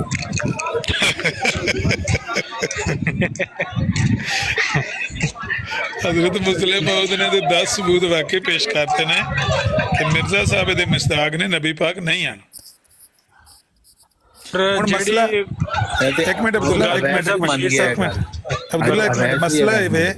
ਮਸਲਾ ਇਹ ਵੇ ਕਿ ਉਹ ਮੁਸਲਿਮ ਮੌਦੀ ਇਹ ਮਰਜ਼ਾਈ ਨਹੀਂ ਨਾ ਮੰਨਦੇ ਹਨ ਅਸੀਂ ਤੇ ਨਾ ਮੰਨ ਜੋ ਉਹਦੀ ਗੱਲ ਉਹਨੂੰ ਇਹ ਛੱਡ ਕੇ ਬਹਿ ਰਹੇ ਨੇ ਭੱਟੀ ਸਾਹਿਬ ਅਵੈਸ ਨੂੰ ਕਹਿ ਰਹੇ ਸੀ ਹਾਲਾਂਕਿ ਮੈਂ ਮਿਰਜ਼ਾ ਮਹਿਮੂਦ ਸਾਹਿਬ ਦੀ ਤਹਿਰੀਰ ਪੜ੍ਹ ਰਿਹਾ ਸੀ ਉਹ ਭੱਟੀ ਸਾਹਿਬ ਅਵੈਸ ਨੂੰ ਕਹਿ ਰਹੇ ਸੀ ਇਹ ਤਾਰਿਕ ਚੌਹਾਨ ਸਾਹਿਬ ਸਾਡੇ ਮੁਖਾਲਿਫ ਨੇ ਵੀ ਮੈਂ ਤਹਿਰੀਰ ਤੇ ਉਹਨਾਂ ਦੀ ਪੜ੍ਹ ਰਿਹਾ ਉਹ ਬੰਦੇ ਸਾਬਤ ਕਰ ਰਹੇ ਹੈ ਕਿ ਵੀ ਨਹੀਂ ਉਹ ਇਸਮੋ ਅਹਿਮਦ ਦੀ ਪੇਸ਼ਗੋਈ ਇਹ ਨਾਮ ਅਹਿਮਦ ਸੀ ਮਿਰਜ਼ਾ ਸਾਹਿਬ ਦਾ ਤੇ ਉਹਦੀ ਪੇਸ਼ਗੋਈ ਦੀ ਮਿਸਾਕ ਕੋਈ ਨਹੀਂ ਹਜ਼ਰਤ ਮੁਹੰਮਦ ਸੱਲੱਲਾਹੁ ਅਲੈਹਿ ਵਸੱਲਮ ਦਾ ਹੈ ਹੀ ਨਹੀਂ ਤੇ ਅਵੈਸ ਕਹਿਣ ਲੱਗਾ ਤੁਸੀਂ ਨਵੀਂ ਗੱਲ ਕਰ ਦਿੱਤੀ ਮੈਂ ਕਿਹਾ ਨਹੀਂ ਇਹ ਤੇ ਉਹਨਾਂ ਨੇ ਬੜੀ ਦੇਰ ਦੀ ਗੱਲ ਕੀਤੀ ਨਵੀਂ ਗੱਲ ਕੋਈ ਨਹੀਂ ਸਿਰਫ ਹੈ ਕਿ ਮਿਰਜ਼ਾਈ ਨਹੀਂ ਮੰਨਦੇ ਇਸ ਚੀਜ਼ ਨੂੰ ਮੈਂ ਉਹੀ ਕਹਿਣਾ ਬਈ ਉਹਨੂੰ ਬਸ਼ੀਰੁਦੀਨ ਮਹਿਮੂਦ ਅਹਿਮਦ ਨੂੰ ਤੇ ਇਹਨਾਂ ਨੇ ਚੌਕੀ ਚੁੱਲ੍ਹੇ ਤੋਂ ਲਾ ਛੜਿਆ ਬਿਲਕੁਲ ਹੀ ਲਾ ਕੇ ਥੱਲੇ ਸੁੱਟ ਛੜਿਆ ਤੇ ਉਹਦੀ ਗੱਲ ਛੱਡ ਦੋ ਅਸੀਂ ਮਿਰਜ਼ਾ ਸਾਹਿਬ ਦੀ ਮੰਨਣੀ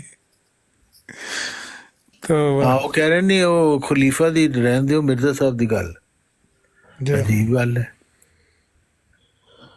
ਇਹ ਕਸੂਰ ਲੋਰੀਆਂ ਦਾ ਹੀ ਅਸਲ ਵਿੱਚ ਨਾ ਮੌਲਵੀ ਮੁਹੰਮਦ ਅਲੀ ਸਾਹਿਬ ਉਹਨੂੰ ਬਰੀ ਕਰਾਰ ਦਿੰਦੇ ਨਾ ਉਹ ਗੱਲ ਪੈਂਦਾ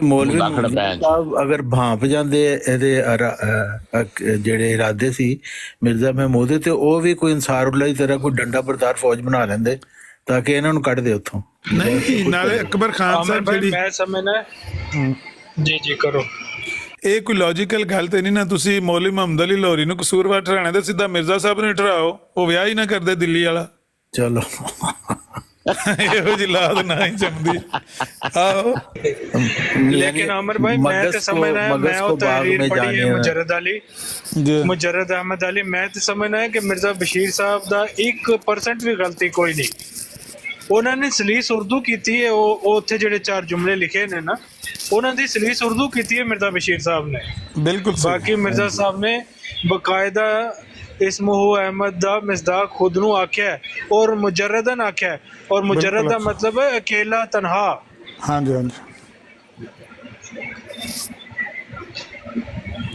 ਮੁਜਰਦ ਅਹਿਮਦ ਆਂਦੇ ਨੇ ਮੈਂ ਹੀ ਹਾਂ ਨਬੀ ਪਾਕ ਮੁਜਰਦ ਅਹਿਮਦ ਤੇ ਨਹੀਂ ਸਨ ਨਬੀ ਪਾਕ ਤਾਂ ਮੁਹੰਮਦ ਵੀ ਸਨ ਤੇ ਅਹਿਮਦ ਵੀ ਸਨ बिल्कुल और फिर गल की है कि पेश गोई आखिरी ज़माने में पेश गोई बरतब को पेश गोई मजरद अहमद की पेश गोई कितने पेश गोई उत्थे ही है और उत्ते आयत भी कोट की बिल्कुल बिल्कुल नहीं वो निरा झूठा नहीं है ना मुस्लिम मऊद ये तो एवें चौहान साहब ने चौहान साहब ने उत्थे जाके बंदे 5-7 ਜਿਹੜੇ ਨੇ उर्दू ਕੀਤੀ है बस ਚੌਹਾਨ ਸਾਹਿਬ ਨੇ ਅੱਜ ਭੱਟੀ ਸਾਹਿਬ ਦੀ ਬਰਾੜ ਤੇ ਜਾ ਕੇ ਨਾ 5-7 ਬੰਦੇ ਖੱਸੀ ਕਰਕੇ ਸੱਟ ਸੜੇ ਨੇ ਲੇਕਿਨ ਹਕੀਕਤ ਇਹ ਵੇ ਕਿ ਨਿਰਾ ਝੂਠਾ ਨਹੀਂ ਹੈ ਚੌਹਾਨ ਸਾਹਿਬ ਨੇ ਉਹ ਰੈਂਚ ਰੱਖਿਆ ਹੋਇਆ ਖੱਸੀ ਕਰਨ ਵਾਲਾ ਆਹੋ ਉਹ ਤੇ ਬੰਦੇ ਬੋਲਦੇ ਹੀ ਨਹੀਂ ਸੀ ਮੈਂ ਗਿਆ ਨਾ ਮਗਰ ਤੇ ਮੈਂ ਵੇਖਿਆ ਚੌਹਾਨ ਸਾਹਿਬ ਬੋਲੀ ਜਾਣ ਤੇ ਉਹ ਦੂਜਾ ਵੈਸ ਵੀ ਉੱਥੇ ਐਂ ਸਨਾਟੇ ਛਾਏ ਸਨ ਖੈਮਿਆਂ ਦੇ ਉੱਤੇ ਮੌਤ ਦਾ ਸਨਾਟਾ ਸੀ ਵੱਲਾ ਇੰਜ ਖਾਮੋਸ਼ੀ ਸੀ ਕੋਈ ਬੰਦਾ ਬੋਲਦਾ ਬੜੀ ਗੱਲ ਹੈ ਕਿ ਉਹ ਭੱਟੀ ਸਾਹਿਬ ਪਹਿਲੇ ਤੇ ਮੈਨੂੰ ਪੜ੍ਹਨ ਨਹੀਂ ਸੀ ਦੇ ਰਹੇ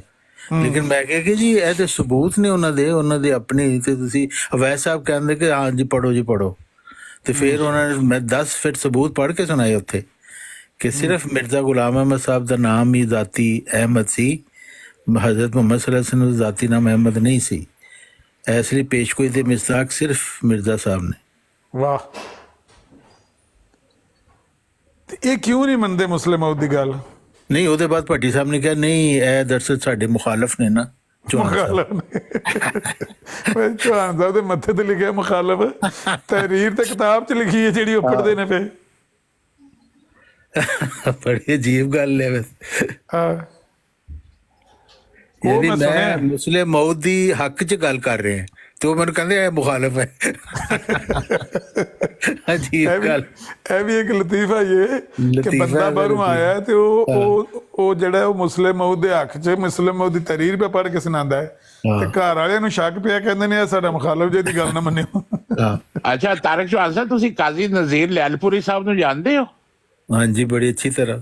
ਖਾਲਦ ਖਾਨ ਮਰਜ਼ਈ ਦੇ ਸਕੇ ਨਾਨਾ ਜਾਣਦੇ ਹੋ? ਅੱਛਾ, ਉਹਨਾਂ ਨੂੰ ਟੇਬਲ ਫੈਨ ਕਹਿੰਦੇ ਸੀ ਸਾਡੇ ਉੱਤੇ ਜਮਾਤ ਦੇ ਵਿੱਚ, ਕਿਉਂਕਿ ਘੁੰਮ ਘੁੰਮ ਕੇ ਤਕਰੀਰ ਕਰਦੇ ਹੁੰਦੇ ਸੀ ਕਾਜ਼ੀ ਨਜ਼ੀਰ ਨੂੰ। ਉਹ ਖਾਲਦ ਖਾਨ ਮਰਜ਼ਈ ਉਰਫ ਪਿੱਲਣ, ਉਹਦੇ ਸਕੇ ਨਾਨਾ ਜਾਣਦਾ। ਹਾਂ, ਮੈਂ ਤਾਂ ਉਹਨਾਂ ਨੂੰ ਸੁਣਿਆ ਵੀ ਹੋਇਆ ਕਾਜ਼ੀ ਨਜ਼ੀਰ ਸਾਹਿਬ ਨੂੰ ਕਈ ਦਫਾ। ਕਿਹੜੇ ਸਨ ਫੌਤ ਹੋਏ ਨੇ? ਇਹ ਮੈਂ ਉਦੋਂ ਛੋਟਾ ਸੀ, ਗਾਲਬਨ 12-13 ਸਾਲ ਦਾ ਸੀ ਜਦੋਂ ਉਹ ਫੌਤ ਹੋਏ ਨੇ। ਮੈਨੂੰ ਕੀ ਪਤਾ ਤੁਸੀਂ ਕਦੋਂ 12-13 ਮੈਂ ਤੁਹਾਡੇ ਤੋਂ 1 ਸਾਲ ਵੱਡਾ, ਹਿਸਾਬ ਲਾ ਲਓ ਹੁਣ। ਅੱਛਾ ਹਾਂਜੀ। ਅੱਛਾ, ਤੁਸੀਂ ਚੌਹਾਨ ਸਾਹਿਬ ਤੋਂ ਇੰਨੇ ਨਿੱਕੇ ਹੋ? ਹਾਂਜੀ, ਚੌਹਾਨ ਸਾਹਿਬ ਤੇ ਹਜ਼ਰਤ ਆਦਮ ਦੇ ਜ਼ਮਾਨੇ ਦੇ ਨੇ। ਨਹੀਂ, ਮੈਂ ਕਿਹਾ ਤੁਸੀਂ ਮੇਰੇ ਨਾਲ ਕਾਫੀ ਵੱਡੇ ਹੋ ਤੇ। ਨਹੀਂ, ਅਕਬਰ ਸਾਹਿਬ ਤੇ ਜਵਾਨ ਨੇ ਅਜੇ। ਨੇ ਬਿਮਾਰੀਆਂ ਜਿੰਨੀਆਂ ਲੱਗੀਆਂ ਨੇ, ਮੈਂ ਕਿਹਾ ਤੁਹਾਡੇ ਆਣੀ ਆਣੇ ਨੇ। ਹਾਂ ਬਿਮਾਰੀਆਂ, ਲੇਕਿਨ ਫਿਰ ਵੀ ਅੱਲਾਹ ਦਾ ਬੜਾ ਨੇਕ ਲੋਕਾਂ ਨੂੰ ਬਿਮਾਰੀਆਂ ਲੱਗਦੀਆਂ ਨੇ। अच्छा आमिर भाई, मैं आपको एक जरा हटके एक बात बताऊं, बड़े मजे की। आए ओए उर्दू, मलक साहब दी उर्दू। हाँ, ਤੁਹਾਨੂੰ ਹਟ ਕੇ ਜ਼ਰਾ ਇੱਕ ਗੱਲ ਦਸੀ ਹੈ ਨਾ। ਕੱਲ ਇੱਕ ਬੜਾ ਜ਼ਬਰਦਸਤ ਕਿਸਮ ਦੀ ਇਨਵੈਂਸ਼ਨ ਹੋਈ ਦੁਨੀਆ ਦੇ ਵਿੱਚ, ਕਿਸੇ ਨੇ ਉਸ ਉੱਤੇ ਗੱਲ ਨਹੀਂ ਕੀਤੀ। ਇੱਕ ਬੜੀ ਜ਼ਬਰਦਸਤ ਚੀਜ਼ ਆਈ ਹੈ ਦੁਨੀਆ ਤੇ ਨਈ, ਔਰ ਉਹ ਇੰਟਰੋਡਿਊਸ ਕੀਤੀ ਹੈ ਟੈਸਲਾ ਨੇ। ਟੈਸਲਾ ਨੇ ਗੱਡੀ ਕੱਢੀ ਹੈ, ਟੈਸਲਾ ਨਹੀਂ ਜਿਹੜੀ ਇਹ ਕੰਪਨੀ ਹੈ। ਮੈਂ ਉਹਨਾਂ ਦੇ ਲਈ ਕੰਮ ਵੀ ਕਰਦਾ ਨਾ ਕੁਛ ਥੋੜਾ ਜਿਹਾ ਕਿਸੇ ਹੱਦ ਤੱਕ। ਉਹਨਾਂ ਨੇ ਇੱਕ ਨਵੀਂ ਗੱਡੀ ਕੱਢੀ ਹੈ ਬਾਦਸ਼ਾਹ, ਰੋਬੋ ਟੈਕਸੀ, ਨਾ ਵਿੱਚ ਸਟੀਅਰਿੰਗ ਤੇ ਨਾ ਵਿੱਚ ਪੈਡਲ। ਠੀਕ ਹੈ, ਵੈਨ ਵੀ ਹੈ ਲੇਕਿਨ ਟੈਕਸੀ ਹੈ, ਮਤਲਬ ਨਾ ਕਾਰ ਹੈ।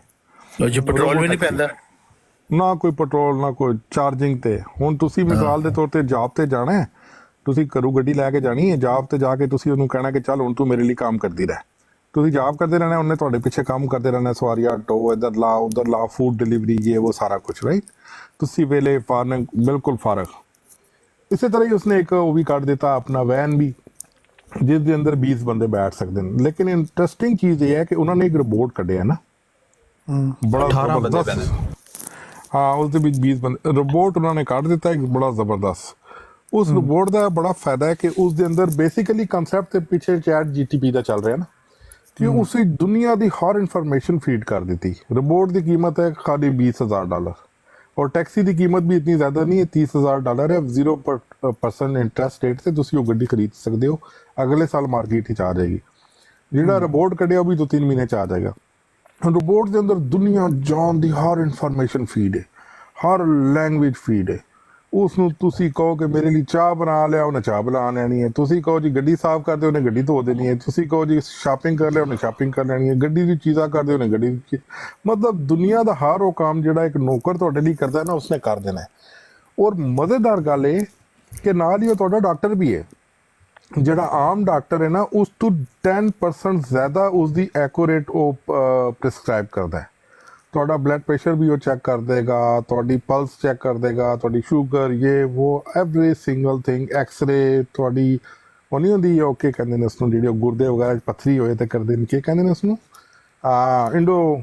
ਕੀ ਕਹਿੰਦੇ ਨੇ ਉਸਨੂੰ, ਅਲਟਰਾਸਾਊਂਡ।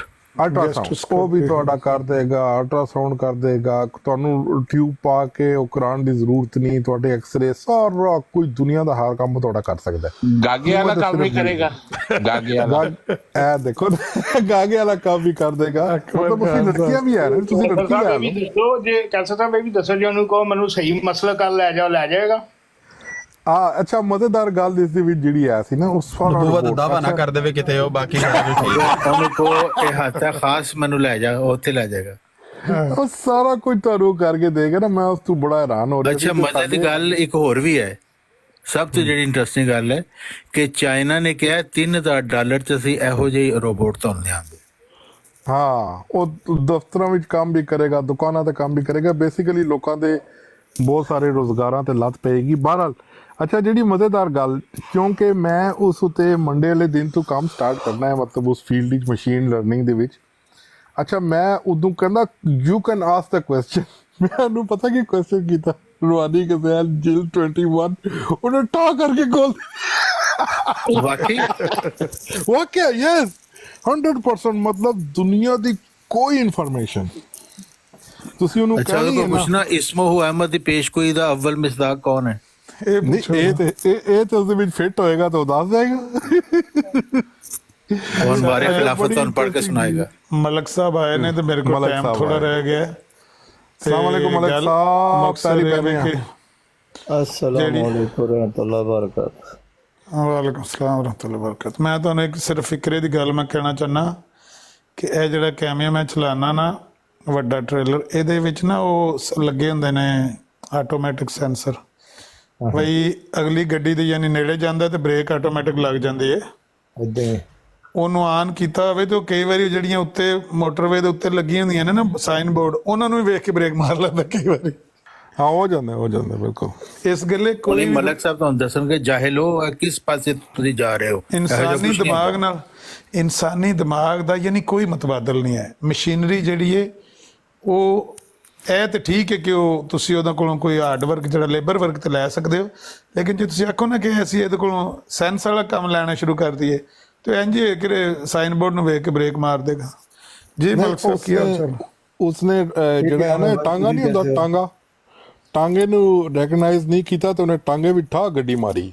ਉਹੀ ਨਾ, ਟਾਂਗੇ ਦਾ ਉਸਨੂੰ ਨਹੀਂ ਸੀ ਪਤਾ ਤੇ ਰਿਜ਼ਲਟ ਆ। ਮਲਕ ਸਾਹਿਬ ਨਾਲ ਗੱਲ ਕਰੋ ਫਿਰ ਤੁਸੀਂ। ਮਲਕ ਸਾਹਿਬ ਜੀ ਜੀ ਆਮਿਰ ਸਾਹਿਬ, ਕੱਲ ਸਰ ਬੜਾ ਹੋਇਆ ਮਨਾਜ਼ਰਾ ਤੇ 2-3 ਗੱਲਾਂ ਨੇ ਜਿਹੜੀਆਂ ਸਾਡੇ ਦਰਮਿਆਨ ਨਾ ਫਸ ਗਈਆਂ ਨੇ। ਜੀ ਉਹ ਤੁਹਾਡੇ ਕੋਲੋਂ ਕਲੀਅਰ ਕਰਵਾਉਣੀਆਂ ਨੇ। ਬਈ ਮਨਾਜ਼ਰਾ ਤੇ ਪਤਾ ਨਹੀਂ ਤੁਸੀਂ ਸੁਣਿਆ ਜਾਂ ਨਹੀਂ ਸੁਣਿਆ, ਲੇਕਿਨ ਇਹ ਕਿ ਉਹ ਜਿਹੜੀ ਹੈ ਨਾ ਇਸਮੋ ਅਹਿਮਦ ਵਾਲੀ ਪੇਸ਼ਗੋਈ ਜਿਹੜੀ ਸੂਰਾ ਸਾਫ ਦੀ ਆਇਤ ਵਿੱਚ 6 ਨੰਬਰ ਵਿੱਚ,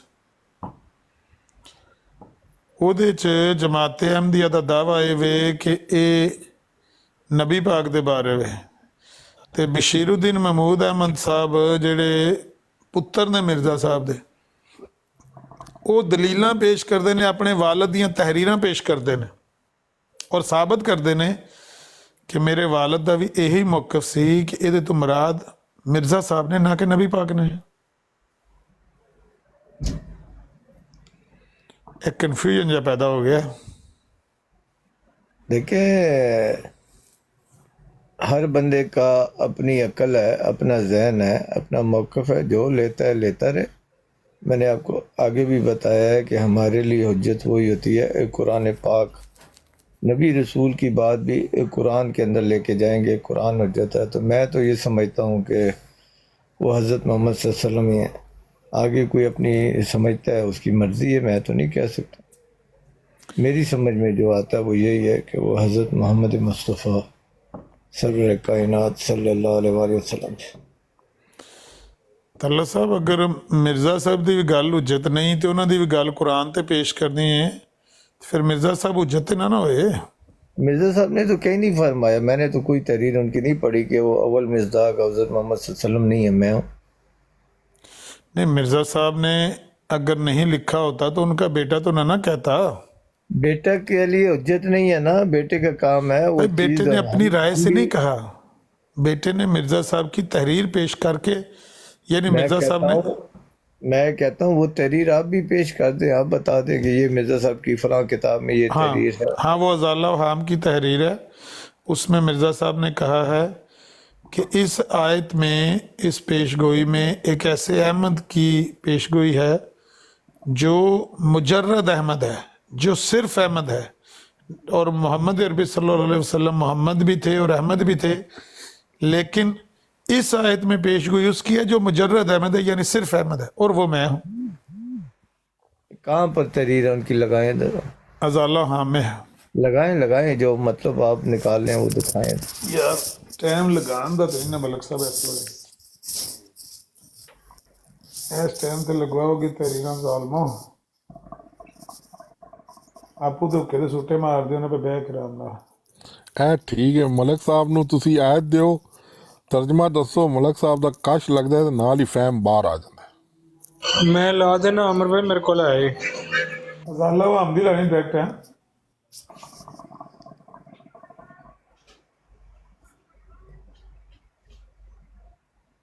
ਕਰੋ ਵੱਡਾ ਆਪਣੇ ਅਬਦੁੱਲਾ ਨੂੰ।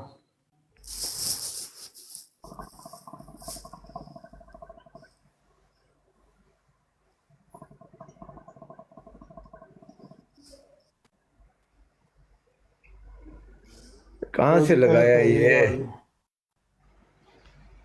मैं कैसे पहले पैनल छोटा करो उस तो बाद बड़ा करो। ਵੱਡਾ ਜਿਹਾ ਪੈਨਲ ਕਰੋ, ਫੁੱਲ ਵੱਡਾ ਕਰੋ। ਇਹ ਵੱਡਾ ਹੀ ਹੈ। ਮਲਕ ਸਾਹਿਬ ਸਾਡੀ ਗੱਲ ਤੇ ਯਕੀਨ ਕਰੋ, ਤੁਸੀਂ 10 ਵਾਲਾ ਕੀਤੇ ਆ। ਅੱਛਾ ਹਾਂ, ਇੱਕ ਬੰਦਾ ਲਾ ਦਿਓ ਵਿੱਚੋਂ। ਤੁਹਾਨੂੰ ਲਾ ਦਿਆਂ? ਅਕਬਰ ਖਾਨ ਸਾਹਿਬ ਨੂੰ ਲਾ ਦਿਓ। ਮੈਨੂੰ ਲਾ ਦਿਓ। ਆਪ ਕੋਈ ਢਲ ਜੀ ਦਾ ਕਿ ਢਲਣਾ ਹੋਵੇ ਤੇ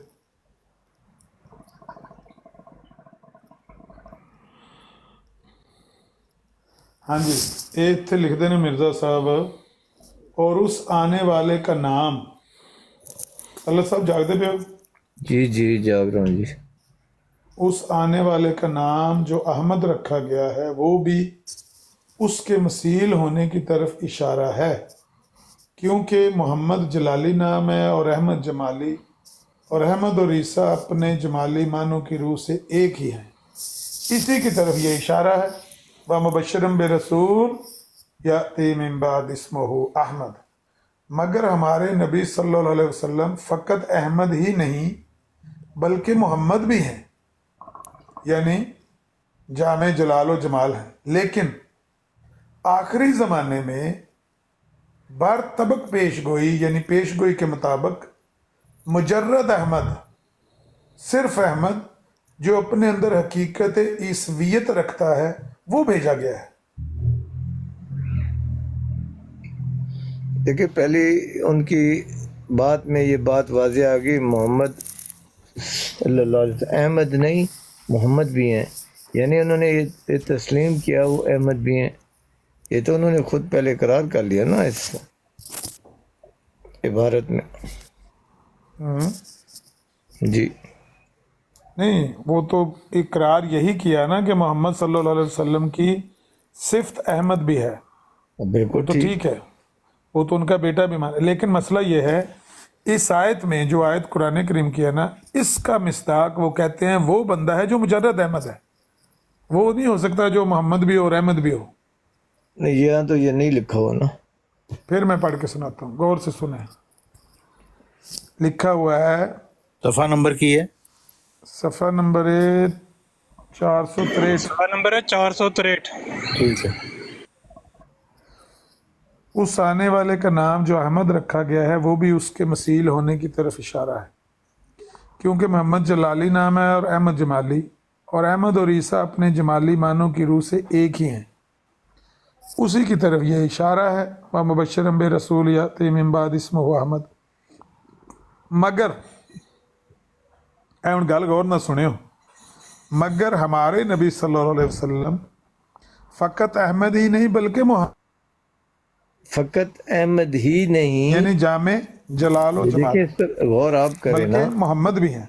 वो आप देखें। हाँ हाँ, मैं तो बिल्कुल गौर ना, वो फ़कत अहमद ही नहीं कह रहे हैं कि हाँ सर सुने तो सही ना पूरी बात। वो कहते हैं कि हमारे नबी तो जो हैं वो तो मोहम्मद भी हैं और अहमद भी हैं, यानी अहमद फ़कत अहमद ही नहीं है बल्कि मोहम्मद भी हैं। लेकिन आखिरी ज़माने में इस पेशगोई के मुताबिक, ये जो पेशगोई है मुबश्शिरन बिरसूल याती मिन बाद इस्मुहु अहमद, पेशगोई के मुताबिक मुजर्रद अहमद यानी सिर्फ अहमद जो अपने अंदर हकीकत ईसवियत रखता है, जो मसीले मसीह है, वो भेजा गया है। देखें इसमें तो मुझे समझ में आई है कि उन्होंने मोहम्मद सल्लल्लाहु अलैहि वसल्लम को भी बताया, अहमद खुद भी اس میں اس کے ساتھ انہوں نے ایڈ کیا ہے، تو یہ تو بات ٹھیک ہے، یہ صفات ہے، تو میرے خیال میں یہ صفات تو ہر نبی میں جو بھی صفات ہے ایک کامن ہے، سب نبیوں میں ایک جیسی صفاتیں ہوتی ہیں، سب ہاں نبی یہ ٹھیک ہے، یہاں تک میں آپ کی بات سے متفق ہوں کہ آپ سارے نبیوں کو احمد کہہ لیں، سارے ہی تعریف کے قابل ہیں، سارے ہی تعریفوں والے ہیں، لیکن مسئلہ یہ نہیں ہے، مسئلہ یہ ہے کہ یہ جو سورہ صف کی آیت ہے اس میں کس کا ذکر ہے؟ وہ کہتے ہیں اس میں اس کا ذکر ہے جو مجرد احمد ہے اور اپنے اندر حقیقت عیسویت رکھتا ہے۔ دیکھیے پہلے آپ نے ایک بات کی کہ سارے نبی احمد ہیں، ہمارا بھی یہی ایمان ہے، میں نے بھی یہی بات کی ہے، تو پھر آپ ان کو بھی اگر وہ نبی رسول ہیں تو ان کو کہہ سکتے ہیں نا وہ بھی احمد، ان کے لیے بھی ہے یہ پیشن گوئی۔ اب اگر ان کو بھی کہیں، مرزا صاحب کو بھی کہیں، تو پھر یہ پیش گوئی جو عیسیٰ علیہ السلام نے بنی اسرائیل کو سنائی تھی کہ میرے بعد احمد نام کا ایک نبی آئے گا، وہ تو پھر 2 بندوں کے بارے میں ہوگی نا؟ 2 بندوں میں نہیں ہے، اصل میں اگر غور کریں آپ کو وہ یقین عقیدہ نہیں ہے، میرا تو عقیدہ وہی ہے، ایک کلام جو ہوتا ہے یہ اس کی طرف اشارہ ہوتا ہے، یہ جو کلام ہے قرآن یہ ہے، یہ اب جو بھی نبی رسول آئے گا وہ احمد بھی ہوگا، یہ کلام الہی جو ہے اس کی نشانیاں دے کے گئے تھے حضرت عیسیٰ علیہ السلام، ایک پیغام الہی آئے گا، تعریف کیا ہوا آئے گا، وہی کلام ہی ہوتا ہے، نبی رسول آتا ہے فوت ہو جاتا ہے، اس کی جو علم ہوتا ہے تعلیم ہوتی ہے وہ باقی رہ جاتا ہے، جیسے اب مرزا صاحب حضرت محمد صلی اللہ علیہ وسلم حضرت عیسیٰ حضرت موسیٰ ہمارے ساتھ نہیں ہے، تعلیم ان کی جو ہے وہ ہمارے ساتھ ہے، ٹھیک ہے، یہی ہوتی ہے۔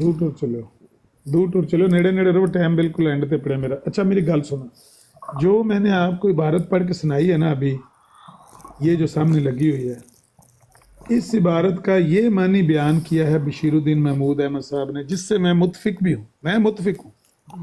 وہ کہتے ہیں کہ مسیح موعود نے اپنے آپ کو احمد لکھا ہے، اور لکھا ہے کہ اصل مصداق اس پیش گوئی کا میں ہی ہوں، کیونکہ یہاں صرف احمد کی پیش گوئی ہے، اور حضرت صلی اللہ علیہ وسلم احمد اور محمد دونوں تھے، یہ ان کا معنی بیان کردہ، میں اس سے 100% متفق ہوں۔ آپ متفق ہیں؟ نہیں میں متفق نہیں۔ آپ متفق نہیں ہیں؟ اچھا کیا مسئلہ ہے؟ بشیر الدین محمود احمد کے ساتھ ان کی قوم کا کوئی بندہ بھی متفق نہیں ہے، مسئلہ کیا ہے؟ دیکھیں آپ بات نہیں آپ کو سمجھ میں آ رہی، کوئی بھی خلیفہ جو ہے اس کے پاس اختیار نہیں ہے کہ دین میں کوئی چیز نکالے یا ڈالے، جتنی نبی نے بیان کی ہے وہ ہمارے لیے حجت ہوتی ہے، وہ کوئی بھی بات بتاتے ہیں اگر ہماری ایمانی معاملات ہو، ہماری عقل میں آئے گی، قرآن سے قرآن سے اس کو ملائیں گے، اللہ کے رسول نبی کے ساتھ ملائیں گے، اگر وہ میچ ایک ٹھہرے گی ہماری عقل کے مطابق تو میں تو وہ مان لوں گا، لیکن اگر میری عقل میں وہ میچ نہ کرے تو میں وہ ایک بار نہیں 100 بار کہتے رہے میں تو نہیں مانتا۔ اللہ صاحب اس نے کچھ نہیں ڈالا، نہ انہوں نے کچھ یار نکالا آپ ہے، مجھے نہ کچھ زبردستی ڈالا۔ سمجھانا چاہتے ہیں کہ جو میں سمجھ رہا ہوں آپ بھی وہی سمجھو۔ سنیں تو صحیح نا، میری گزارش تو سنیں نا۔ میں یہ کہہ رہا ہوں کہ یہ تحریر وہ جس نے لکھی ہے اس کے ساتھ اس کا بدترین دشمن متفق ہے کہ اس تحریر کا یہی مطلب ہے۔ اگر آپ یہ سمجھتے ہیں کہ میرا اس سے کوئی مفاد وابستہ ہے، کسی اور قوم کے بندے کو لے آئیں، وہ یہ دونوں تحریریں پڑھے گا، وہ کہے گا کہ اس بندے نے معنی درست نکالا ہے، یہی معنی نکلتا ہے اس میں۔ اچھا عامر صاحب یار بچوں والی بات، پھر اگر آپ اس قرآن کی آیت کے اول مصداق مرزا صاحب کو سمجھتے ہیں تو پھر آپ اگر ایمان نہیں لے کر آئیں گے تو آپ منکرین قرآن ہو جائیں گے۔ آپ یہ سمجھتے ہیں قرآن سے کہ آپ ساری بات غلط سمجھ رہے ہیں۔ آپ میں یہ نہیں سمجھ رہا کہ قرآن کریم میں مرزا صاحب کا ذکر، میں یہ نہیں کہہ رہا، میں یہ کہہ رہا ہوں کہ مرزا صاحب نے ازالہ و حام میں جو یہ بات لکھی ہے جو آپ کے سامنے پڑھ کے سنائی 2 دفعہ، اس کا مطلب یہ ہے کہ مرزا صاحب خود کو اس پیش گوئی کا مصداق قرار دے رہے ہیں اور کہہ رہے ہیں کہ اس پیش گوئی کا اصل مصداق میں ہی ہوں۔ میں عرض کر دیا ہے کہ مجھے اللہ تعالیٰ نے عقل شعور دیا ہے، آپ نے تحریر پڑھ کے سنائی ہے، میں نے آپ کو اپنی بات بتا دی اس تحریر سے، میں یہ سمجھتا ہوں، یہ مطلب میں کرتا ہوں کہ اس کا اصل میں مصداق حضرت محمد صلی اللہ علیہ وسلم ہے۔ مرزا صاحب کی بھی یہ جو تحریر آپ نے سنائی ہے، اس سے بھی میں یہی مطلب لیتا ہوں جو میری عقل شعور نے لیا ہے، کہ انہوں نے حضرت محمد صلی اللہ علیہ وسلم کو اس کا مصداق قرار دیا، اور ساتھ میں اپنے آپ کو بھی قرار دیا، اور یہ تو میں نے آپ کے سامنے رکھ دیا، آپ خود مان رہے ہو اس کا مطلب ہے نبی رسول کو آپ احمد کہہ سکتے ہیں۔ اچھا عامر نذیر صاحب ان کا موقف تو آپ نے لے لیا، اب مرزا صاحب لکھ رہے ہیں حضرت رسول کریم صلی اللہ علیہ وسلم کا نام احمد وہ ہے جس کا ذکر حضرت مسیح نے کیا، یاتی من بعد اسمہ احمد، من بعدی کا لفظ ظاہر کرتا ہے کہ وہ نبی میرے بعد بلا فصل آئے گا، یعنی میرے اور اس کے درمیان کوئی اور نبی نہیں ہوگا۔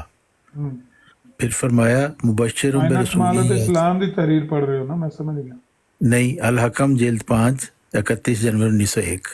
پھر انہوں نے لکھا مبشر برسول یاتی من بعد اسمہ احمد میں بشارت ہے، اس کے 2 ہی پہلو ہیں، یعنی ایک تو آپ کا وجودی بشارت تھا کیونکہ بنی اسرائیل کے خاندان سے نبوت کا خاتمہ ہو گیا، دوسری زبان سے بھی بشارت تھی، یعنی آپ کی پیدائش بھی بشارت تھی اور زبانی بھی۔ البدر جلد اول مورخہ 1903 جنوری۔ اس کا جواب رات کو ہم نے دیا تھا کہ وہ جو غلام رسول راجے کی ہے نا، انہوں نے یہ بتایا ہے کہ یہ تو مرزا صاحب نے بطور دلیل قسم کے بعد پیش کی تھی، نہ کہ مرزا صاحب کو خود کا یہ قیدا تھا۔ اتنی واضح تحریر انہوں نے پڑھ کر سنا دی، اس کے بعد بھی آپ ضد کر رہے ہیں۔ بھائی میں حیران ہو رہا ہوں، اتنی واضح تحریر آپ کو نظر آ رہی ہے، بشیر الدین محمود احمد ربینہ تھا۔ بشیر الدین محمود احمد کی بات نہیں کر رہے، مرزا صاحب کی بات کر رہے ہیں۔ نہیں، مرزا صاحب کی تحریر، میرا اور آپ کا اختلاف ہے اس پر، آپ ایک معنی بیان کرتے ہیں، میں کوئی اور معنی بیان کرتا ہوں۔ بشیر الدین محمود احمد میرے ساتھ کھڑا ہے، آپ سوچیں کہ آپ کے کیا حالات بنے۔ بشیر الدین محمود صاحب آپ کے ساتھ کھڑا ہے، آپ اس کے ساتھ کھڑے ہیں، وہ تو ٹھیک ہے، لیکن مرزا صاحب بشیر الدین محمود صاحب کے ساتھ نہیں کھڑے۔ نہیں، میں یہی تو اس کا مرزا صاحب کہہ رہے ہیں اس کے اول اور آخری مصداق صرف ایک ہی ہے، حضرت محمد صلی اللہ علیہ وسلم۔ نہیں، اور بروزی رنگ میں چونکہ ان کا آنا ہے 14ویں صدی میں، آخری نہ مینو لما یلکو، اس وجہ سے وہ مصداق تو حضرت محمد صلی اللہ علیہ وسلم ہی رہے نا، کوئی اور مصداق اس کا ہے ہی نہیں۔ بات یہ ہے کہ مرزا صاحب کی تحریر تو ہوگی متنازع، اس کو چھوڑ دیں، اس تحریر کا ایک متنازع ہے ہی نہیں، صاف لکھا ہوا ہے احمد ہے، بلا فصل آئے گا۔ بلا فصل کیا مطلب ہے؟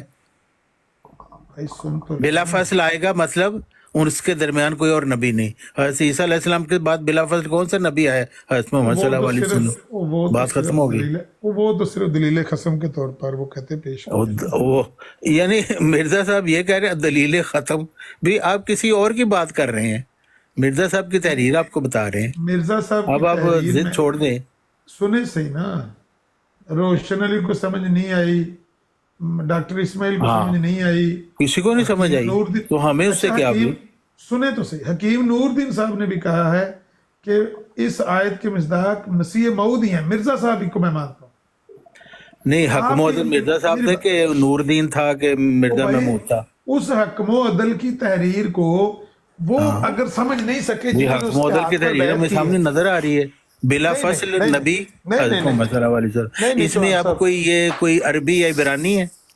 چوہان صاحب بات ایمانداری کی کریں، اگر بھائی میں آپ سے پوچھ رہا ہوں یہ عبرانی الفاظ ہیں کہ آپ کہیں کہ جی نہیں اس کا مطلب کچھ اور ہے، جو مرزا محمود صاحب کو سمجھ آ گیا، کہ نور الدین کو سمجھ آ گیا، روشن علی کو سمجھ آ گیا؟ بھائی ہمارے سامنے لکھا ہوا ہے وہ نبی میرے بعد بلا فصل آئے گا۔ کون ہے بلا فصل آنے والا؟ حضرت محمد صلی اللہ علیہ وسلم۔ یہی وہ کہہ رہے ہیں، رسول کریم کا نام احمد ہے، حضرت مسیح نے کہا میرے بعد وہ آئے گا، وہ آ گیا، یہی مرزا صاحب نے لکھا ہوا ہے۔ یہ کہاں لکھا ہوا ہے مرزا صاحب؟ دکھائیں کون سی تحریر ہے؟ یہ میں دکھا رہا ہوں نا آپ کو، الحکم جلد 5 نمبر 4 مورخہ 31 جنوری 1901 صفحہ 11۔ اور یہ ہاں میں سینڈ کر دوں، یہ جب مرزا صاحب کی جو تفسیر ہے نا سورہ صف کی اس آیت کی، ابھی دیکھتے ہیں اس کا جواب کیا دیا بشیر الدین محمود احمد نے۔ अभी देखो इन्होंने मतलब किसी न किसी तरह के छिक छुक के तवील करके छिक छुक के क्यों, छिक छुक के क्यों? मैं कहना जो भाई मैंने एक उन्होंने नबी कढ़े उनके बाद बिला फसल आएगा, वो हज़रत मोहम्मद सल्लल्लाहु अलैहि वसल्लम, वो इसके अलावा कोई और है ही नहीं। मिर्जा साहब बिला फसल तो आए नहीं, वो तो उससे पहले हज़रत मोहम्मद सल्लल्लाहु अलैहि वसल्लम आए। मिर्जा साहब नबी भी नहीं है, वो हाँ तो ये कहते हैं तफसीर मजाजी से आप सीधा पढ़ रहे हैं। हाँ वो तफसीर से आप पढ़ रहे हैं। हाँ जी।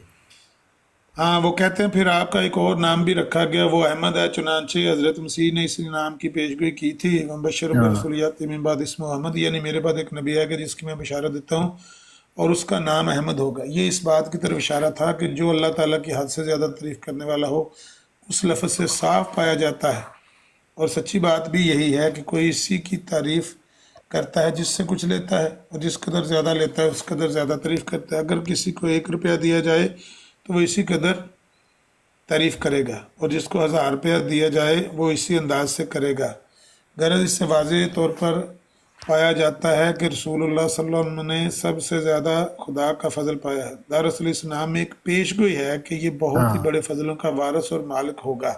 हाँ जी, आगे भी बढ़े। हज़रत रसूल करीम का नाम अहमद वो है जिसका जिक्र हज़रत मसीह ने किया, याती मिन बाद इस्मुहु अहमद।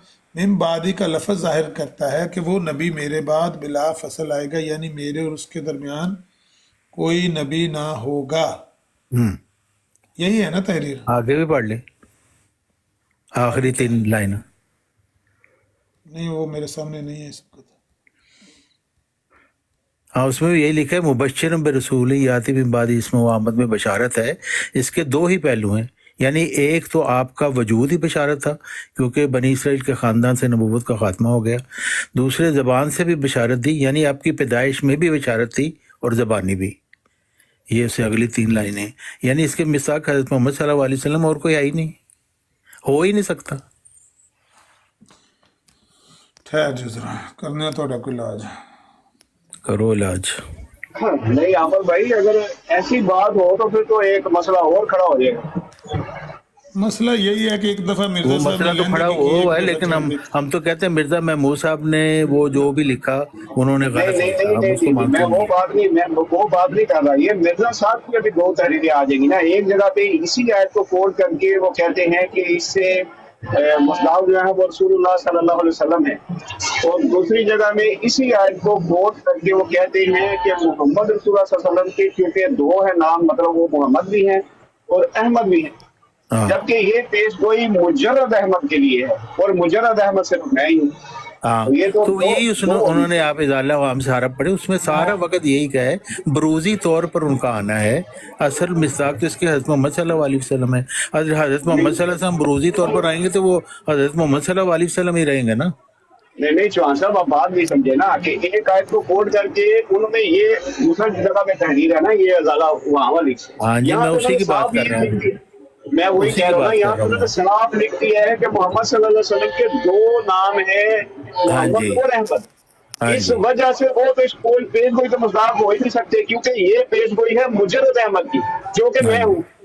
हाँ तो वो बरूजी रंग में आए हैं ना, यही तो वो सारा वक्त यही फिर होते रहते हैं जो आप सुनते हैं। लेकिन तारक साहब मुजर्रद का तर्जुमा किसी भी डिक्शनरी से 2 करके दिखा दें, तो आप 2 ना करें, एक ही करें, लेकिन वो कह तो रहे हैं ना मैं बरूजी तौर पर आया हूँ। इधर वो मुजर्रद अपने आप को कह रहे हैं ना, और नहीं कह रहे, यहाँ पे वो साफ कह रहे हैं बिला फसल जो नबी आया वो हज़रत मोहम्मद सल्लल्लाहु अलैहि वसल्लम। ठहर जो तारक चौहान साहब जी। अच्छा ਇਹਦਾ ਜਵਾਬ ਵੈਸੇ ਦਿੱਤਾ ਹੈ ਉਹਨਾਂ ਨੇ, ਮੈਂ ਤੁਹਾਨੂੰ ਪੜ੍ਹ ਕੇ ਸੁਣਾ ਦੇਣਾ, ਤੁਸੀਂ ਮਾਈਕ ਮਿਊਟ ਲਾਓ ਸਾਰੇ। ਇਹੋ ਹੀ ਜਵਾਬ ਦਿੱਤਾ ਹੈ ਉਹਨੇ गुलाम रसूल राजकी ने। कहना मसीह मऊद ने आयना कमालत इस्लाम में बेशक ये आयत वफ़ात मसीह के सबूत में पेश की है, लेकिन ये पेश करना मुसलमात कसम की बिना पर बतौर हुज्जत था, इसलिए कि गैर अहमदी मुसलमानों के ये अमर मुसलमात में से है कि आयत बशर बिरसूलियत में बाद इस्म अहमद हज़रत सल्लल्लाहु अलैहि वसल्लम के हक़ में पेश गोई है। अब इनके मुसलमात की रूह से इस आयत से चूँकि मसीह की वफ़ात पर इस्तदलाल और बहुत उम्दा इस्तदलाल हो सकता है, इसलिए हज़रत मसीह मऊद ने इनके मुसलमा से इन पर हुज्जत कायम कर दी, ना इसलिए कि इस आयत से हज़रत सल्लल्लाहु अलैहि वसल्लम की पेशगोई का इसबात मतलूब था।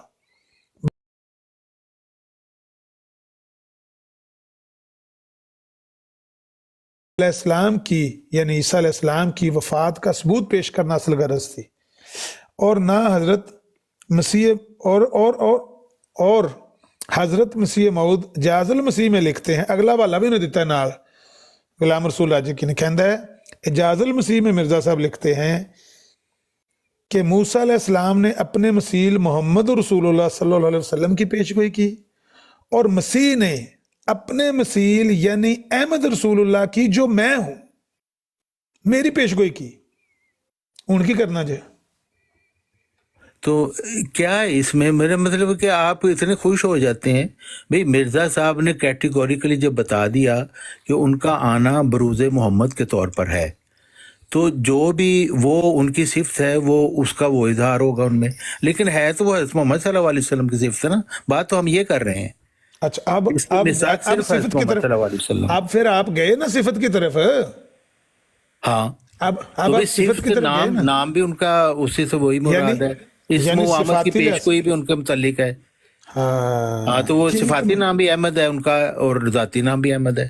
اچھا مرزا صاحب کہتے ہیں کہ یہ میری پیشگوئی ہے جو عیسیٰ علیہ السلام نے اپنے مسیل یعنی احمد رسول اللہ کی جو پیشگوئی کی ہے وہ میری پیشگوئی ہے. ہاں جی تو وہ یہ کہتے ہیں ان کا بروزی رنگ میں آنا ہے نا. بروزی رنگ میں نہیں آنا. نہیں بروزی رنگ میں نہیں آنا. یہاں پر نہ کوئی بروزی. سارا وقت وہ یہی کہتے ہیں. یہی تو ان کا ہے پیش کردہ دلیل بروزی طور پر حضرت محمد صلی اللہ علیہ وسلم. میں محمد بھی ہوں احمد بھی ہوں مگر بروزی طور پر. وہ ہر وقت یہی کہتے ہیں.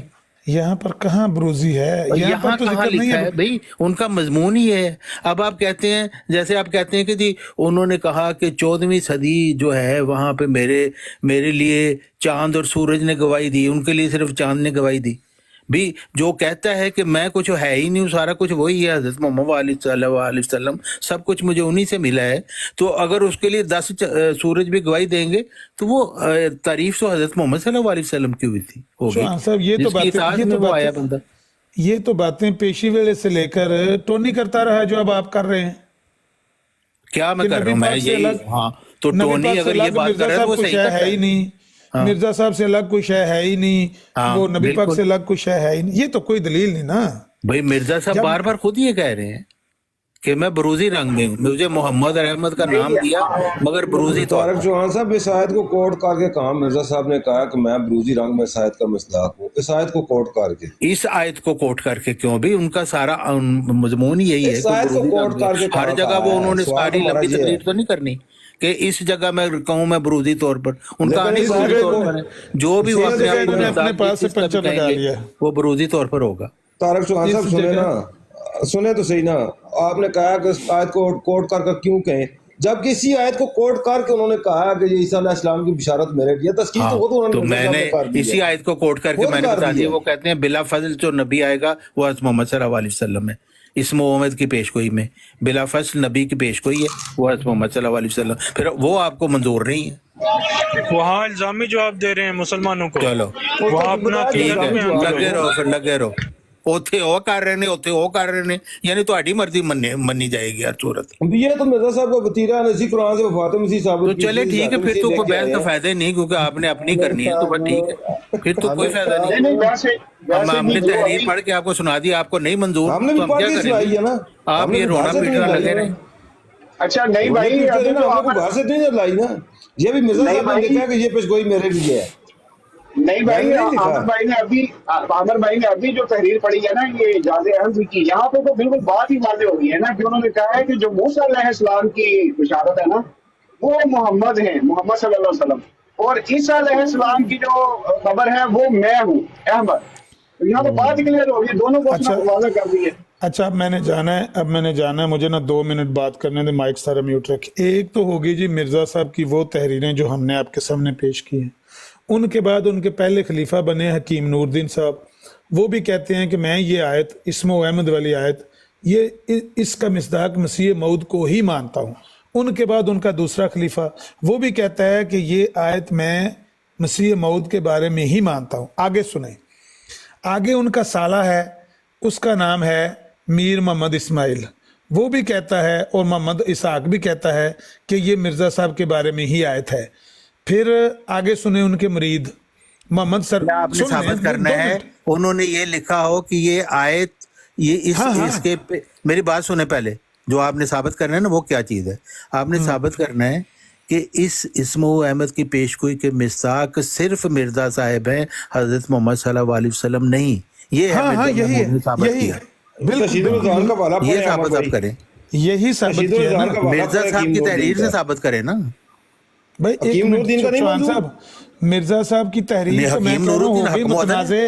حکیم نور الدین صاحب کی کوئی بات اگر مرزا صاحب کی بات سے ملتی ہے تو ہم مانیں گے, اگر انہوں نے کوئی علیحدہ بات کی تو اس کو میں جانا منو گل مکالند. میں کہتا ہوں ہمارے ساتھ کھڑا ہے حکیم نور الدین, بشیر الدین محمود آپ ان کے ساتھ کھڑے سن تو ایسے کر لیں ہم کھڑے ہیں بشیر الدین محمود احمد کے ساتھ, حکیم نور الدین کے ساتھ, سید محمد سرور شاہ جڑا مد چ مناظرہ کر کے ایسی, قاضی امیر حسین کے ساتھ, حافظ روشن علی کے ساتھ, اور محمد اسحاق کے ساتھ, میر محمد اسحاق کے ساتھ, مرزا برکت علی کے ساتھ, صوفی غلام احمد BA کے ساتھ, مطلب سید محمود عالم کے ساتھ. کتنے بندے ہیں مرزا صاحب کے سارے پیروکار یہ مانتے تھے. آج اگر کس لیے مانتے تھے, کس لیے مانتے, کیونکہ بھی ان کا مسلم موعود یہ بات کر رہا ہے اس لیے مانتے تھے. نہیں تو مسلم موعود ان کو بتاتا تھا تو ان میں سے عقل کسی کی نہیں تھی. ہاں تو کسی کو عقل ہوتی تو ان کو سمجھ نہ آتی آیت استخلاف کے مصداق مرزا خاندان کی گدی نہیں, کسی کو سمجھ آئی بات, کسی حافظ روشن علی کو, غلام راجکی کو, دوسروں کو سمجھ آئی کہ آیت استخلاف میں مسیح کے خلیفوں کا ذکر نہیں ہے؟ انہوں نے کسی نے کہا ان کو؟ اب یہ تو کوئی بات نہ ہوئی. ہاں تو کیوں نہیں بات بھئی, اگر اتنی عقل ہوتی وہ تو مرزا محمود کے پیروکار تھے, ان کے مرید تھے. غلام راجکی مرزا محمود کا مرید تھا, اس کو الہام سے نہیں بتایا گیا کہ یہ فاسق انسان ہے, زانی ہے, اس کو نہیں بتایا گیا یہ بات. حکیم نور الدین صاحب کس کے مرید تھے؟ حکیم نور الدین صاحب مرزا صاحب کے مرید تھے, لیکن حکیم نور الدین صاحب اگر کوئی ایسی بات کریں گے جو مرزا صاحب کی تحریر کے خلاف ہوگی تو ہم حکیم نور الدین کو حجت نہیں مانیں گے. مطلب سب کو آپ نے جھٹلانا ہے نہ, انہوں نے مولا من اللہ ہونے کا دعویٰ کیا. مرزا صاحب کہہ رہے ہیں اسمہ احمد میں ایک بلا فصل نبی کی پیشگوئی ہے, وہ حضرت محمد صلی اللہ علیہ وسلم ہے, یہ کہہ رہے ہیں مرزا صاحب. سن لیں بشیر الدین اور ان کے حکیم نور الدین کے الفاظ سن لیں. وہ کہتے ہیں حکیم نور الدین, پھر حکیم نور الدین کہتے ہیں, حکیم نور الدین صاحب کہتے ہیں کہ میں مبشرم بے رسول یاتی من بعد اسمہ احمد کی پیشگوئی مسیح موعود ہی کے متعلق مانتا ہوں کہ یہ صرف حضرت مسیح موعود ہی کے متعلق ہے اور وہی احمد رسول ہے. ٹھیک ہے, سن لیا آپ نے؟ نہیں سن لیا ہے تو ماننا نہیں ہے تو ہم کیوں مانے بھائی؟ ہم مرزا صاحب جب انہوں نے کہا ہوگا, جہاں مرزا صاحب کہیں گے یہ پیشگوئی صرف میرے متعلق اور کسی کے متعلق نہیں, پھر ہم مان لیں گے. وہ تو انہوں نے کہا ہے نا, وہ تو انہوں نے کہا ضالہ ہاں میں بھی کہا ہے, جاز المسیح میں بھی کہا ہے. نہیں, وہ کہہ رہے ہیں اس میں پیشگوئی ہے ایک ایسے نبی کی جو بلا فصل آئے گا حضرت عیسیٰ علیہ السلام کے بعد, اور وہ حضرت محمد صلی اللہ علیہ وسلم ہے. بھائی میں کہہ رہا ہوں یہ جاز المسیح کی عبارت کس نے پڑھنی ہے؟ ہاں تو اس میں وہی مراد ہے ان کی. کون مراد ہے؟ کیونکہ وہ بروزی رنگ میں ان کا آنا ہے, اس وجہ سے ان کے اوپر وہ بھی بات جو حضرت محمد صلی اللہ علیہ وسلم کی صفات ہیں وہ ان کے متعلق بھی ہیں بروزی رنگ میں. مجاز المسیح صفحہ 96 ہے. کہتے ہیں یہ بھی قرآن کریم کے عجائبات میں سے ہے کہ اس نے اسم احمد کا عیسیٰ علیہ السلام سے حقائقاً ذکر کیا اور اسم محمد کا ذکر موسیٰ علیہ السلام سے حقائقاً کیا, تاکہ پڑھنے والے کو یہ معلوم ہو جائے کہ جلالی نبی یعنی حضرت موسیٰ نے وہ نام منتخب کیا جو ان کی اپنی شان کے مشابہ ہے, یعنی محمد صلی اللہ علیہ وسلم جو جلالی نام ہے. اور اسی طرح حضرت عیسیٰ علیہ السلام نے اپنے جمالی نبی ہونے کے ناطے اسمہ احمد اختیار کیا جو جمالی اسم ہے, اور اسے میں بتاتا ہوں جو جمالی اسم ہے اور اسے قہر و قتال سے کچھ تعلق نہیں. پس حاصل کلام یہ کہ ان دونوں موسیٰ اور عیسیٰ میں سے ہر ایک نے اپنے مسیل تام کی طرف اشارہ کیا ہے. پس تو اس نقطے کو ذہن نشین کر لے طارق چوہان, تو اس نقطے کو ذہن نشین کر لے, کیونکہ یہ تجھے اوہام سے نجات دلائے گا اور جلال و جمال دونوں پہلوؤں کو آشکار کرے گا, اور پردہ اٹھانے کے بعد حقیقت کو واضح کرے گا. اور جب تو یہ قبول کر لے گا तो हर दजाल से अल्लाह की हिफाजत और उसकी पनाह में आ जाएगा और हर जलालत से निजात पाएगा। आगे सुने, ठहर जाओ, किधर गया 96। हाँ, तो क्या है इसमें जलाल जमाल किसके पहलू हैं? मोहम्मद सल्लल्लाहु अलैहि वसल्लम के। अभी क्या जलाल और जमाल किसके मुतल्लिक बता रहे हैं? वो हज़रत मोहम्मद सल्लल्लाहु अलैहि वसल्लम। चौहान साहब कैसी गल करन लगे हो, की हो गया तुहानू? हाँ जी, वो कह रहे हैं कि मूसा अलैहिस्सलाम ने मोहम्मद सल्लल्लाहु अलैहि वसल्लम की पेशगोई की, क्योंकि वो भी जलाली थे, वो भी जलाली थे। ईसा अलैहिस्सलाम ने अपने जमाली नबी होने के नाते इस्मो अहमद इख्तियार किया, जो जमाली इसमें। हाँ, यानी ये तो ईसा अलैहिस्सलाम के अल्फाज लिखे हुए ना, बशरम बिरसूल याती मिन बाद इस्मो अहमद, ये ईसा अलैहिस्सलाम के अल्फाज है ना। वो कहते हैं कि ईसा अलैहिस्सलाम ने अपने जमाली होने की वजह से जमाली इसम इख्तियार किया, वो बंदा जो कहरो किताल से कोई ताल्लुक नहीं रखता, यानी मिर्जा गुलाम अहमद कादियानी। हाँ, तो मिर्जा गुलाम अहमद कादियानी क्या है? इस्मो अहमद का मिस्ताक वो कह रहे हैं मिर्जा साहब, वो बरूज मोहम्मद है।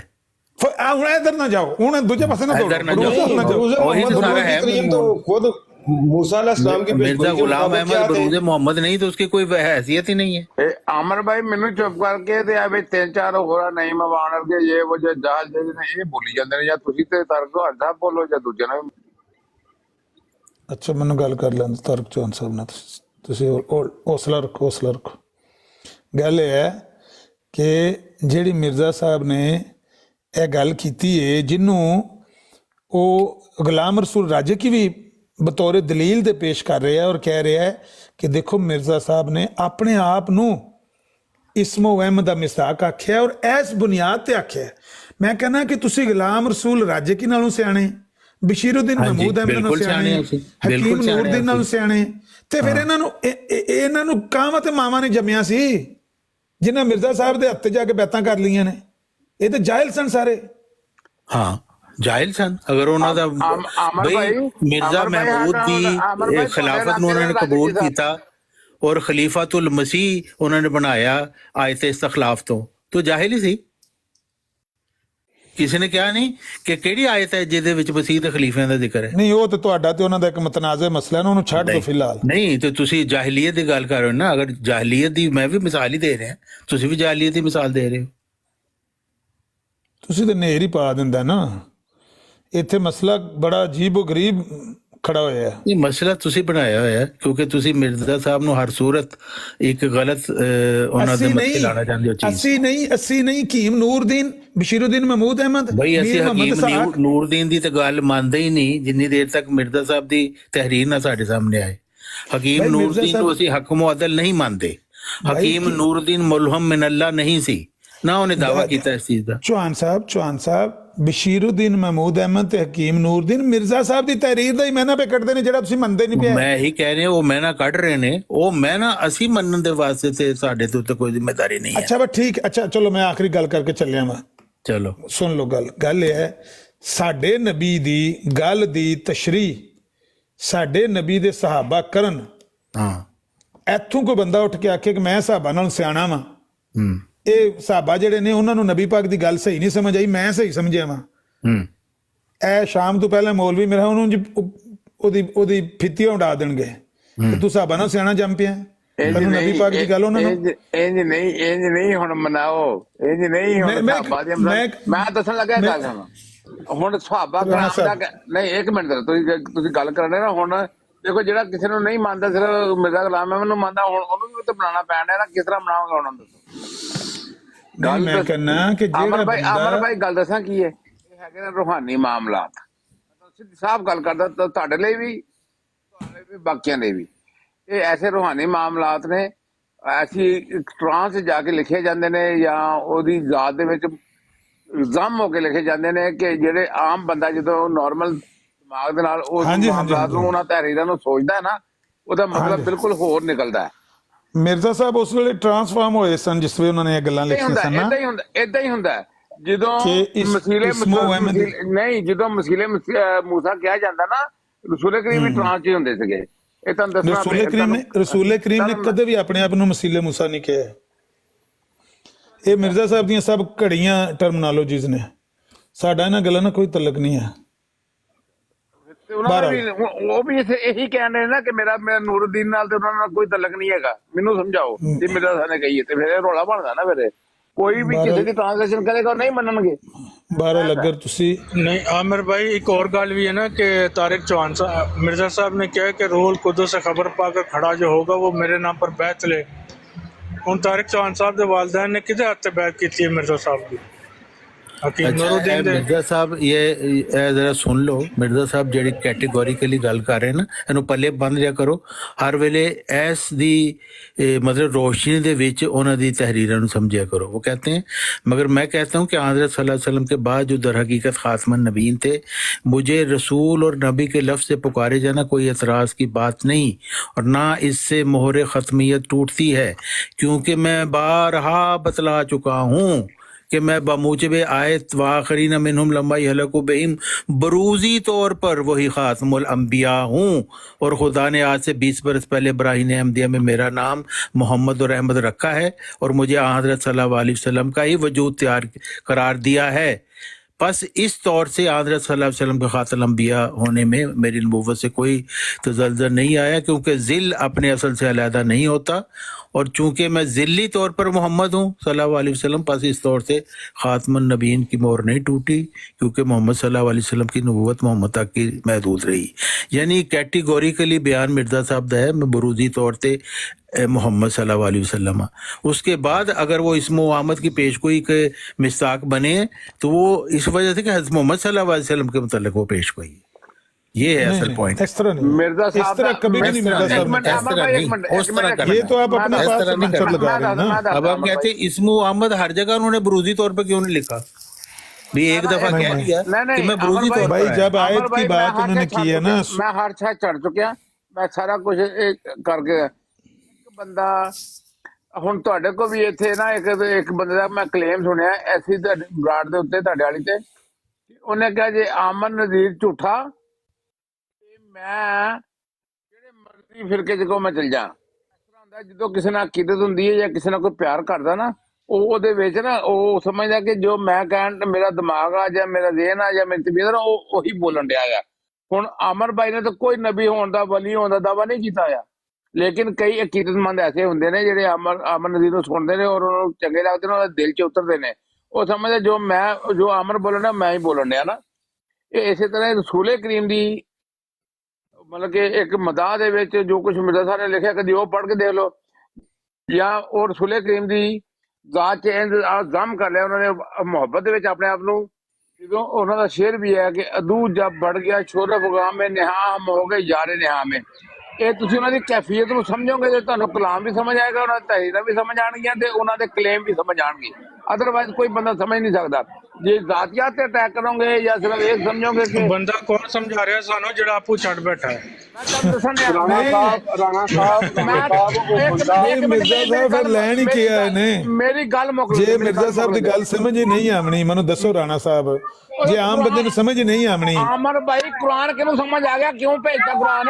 ਹਰ ਕੋਈ ਮੈਂ ਕਹਿੰਦਾ ਕਮ ਅਜ਼ ਕਮ ਕੁਰਾਨ ਦਾ ਸਾਹਬਾ ਨੂੰ ਸਭ ਨੂੰ ਸਮਝ ਆ ਗਈ ਸੀ। ਸਾਹਬਾ ਦੀ ਕੋਈ ਇਖਤਲਾਫ ਨਹੀਂ। ਜੇ ਸਾਹਬਾ ਨੂੰ ਸਮਝ ਆਈ ਹੁੰਦੀ ਤੇ ਸਾਹਬਾ ਜਿਹੜੇ ਆਖਰੀ 40-45 ਸਾਲ ਸੀ ਸਾਰੀ ਆਲ ਮੁਕਾ ਦਿੰਦੇ। ਕੁਰਾਨ ਦੇ ਖਿਲਾਫ ਕੋਈ ਕੁਰਾਨ ਦੇ ਖਿਲਾਫ ਉਹਨਾਂ ਨੂੰ ਕੋਈ ਠੋਕਰ ਨਹੀਂ ਲੱਗੀ। ਕੁਰਾਨ ਦੇ ਖਿਲਾਫ ਉਹਨਾਂ ਨੂੰ ਕੋਈ ਠੋਕਰ ਨਹੀਂ ਲੱਗੀ। ਆਇਸ਼ਾ ਅਲੀ ਆਪਸ ਵਿੱਚ ਜਗ੍ਹਾ ਕਰਦੇ।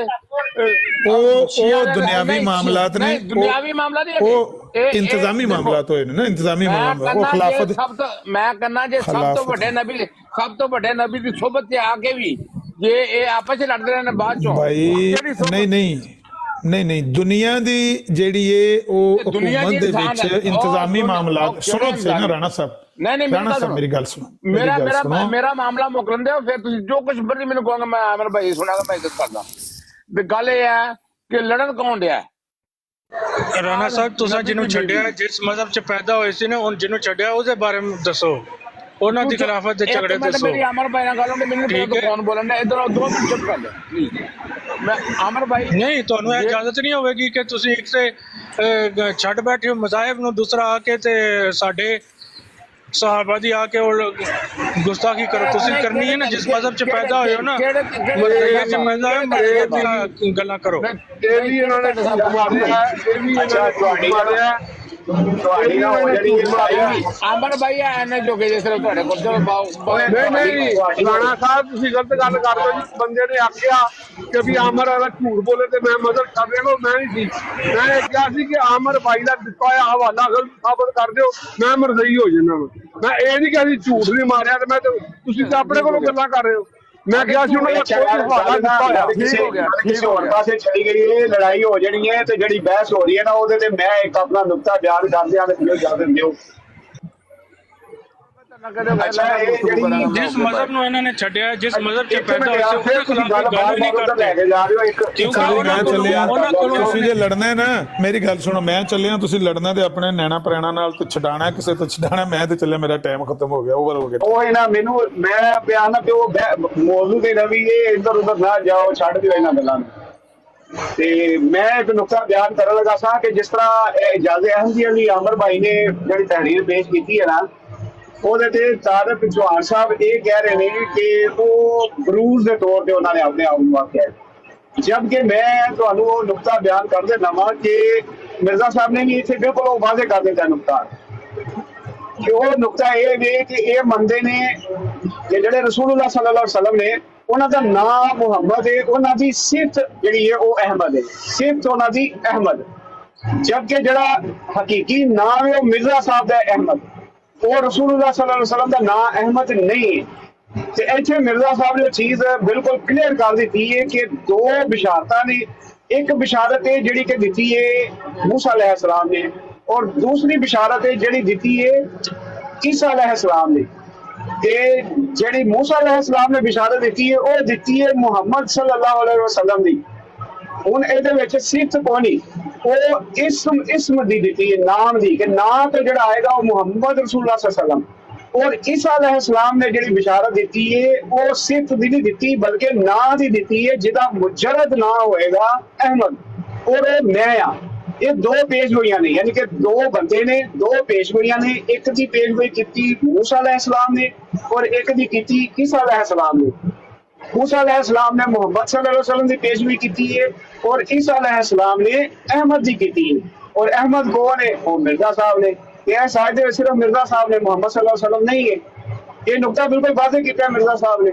ਇਹਦੇ ਚੋਂ ਤੁਸੀਂ ਬੇਸ਼ੱਕ ਬਰੂਸ ਤੇ ਲੈ ਲਓ, ਜਿਹਦੇ ਤੋਂ ਮਰਜ਼ੀ ਲੈ ਲਓ, ਮੁਹੰਮਦ ਰਸੂਲullah सल्लल्लाहु अलैहि वसल्लम ਜਿਹੜੇ ਨੇ ਉਹ ਉਹਨਾਂ ਦੀ ਸਿਫਤ ਅਹਿਮਦ ਹੈ।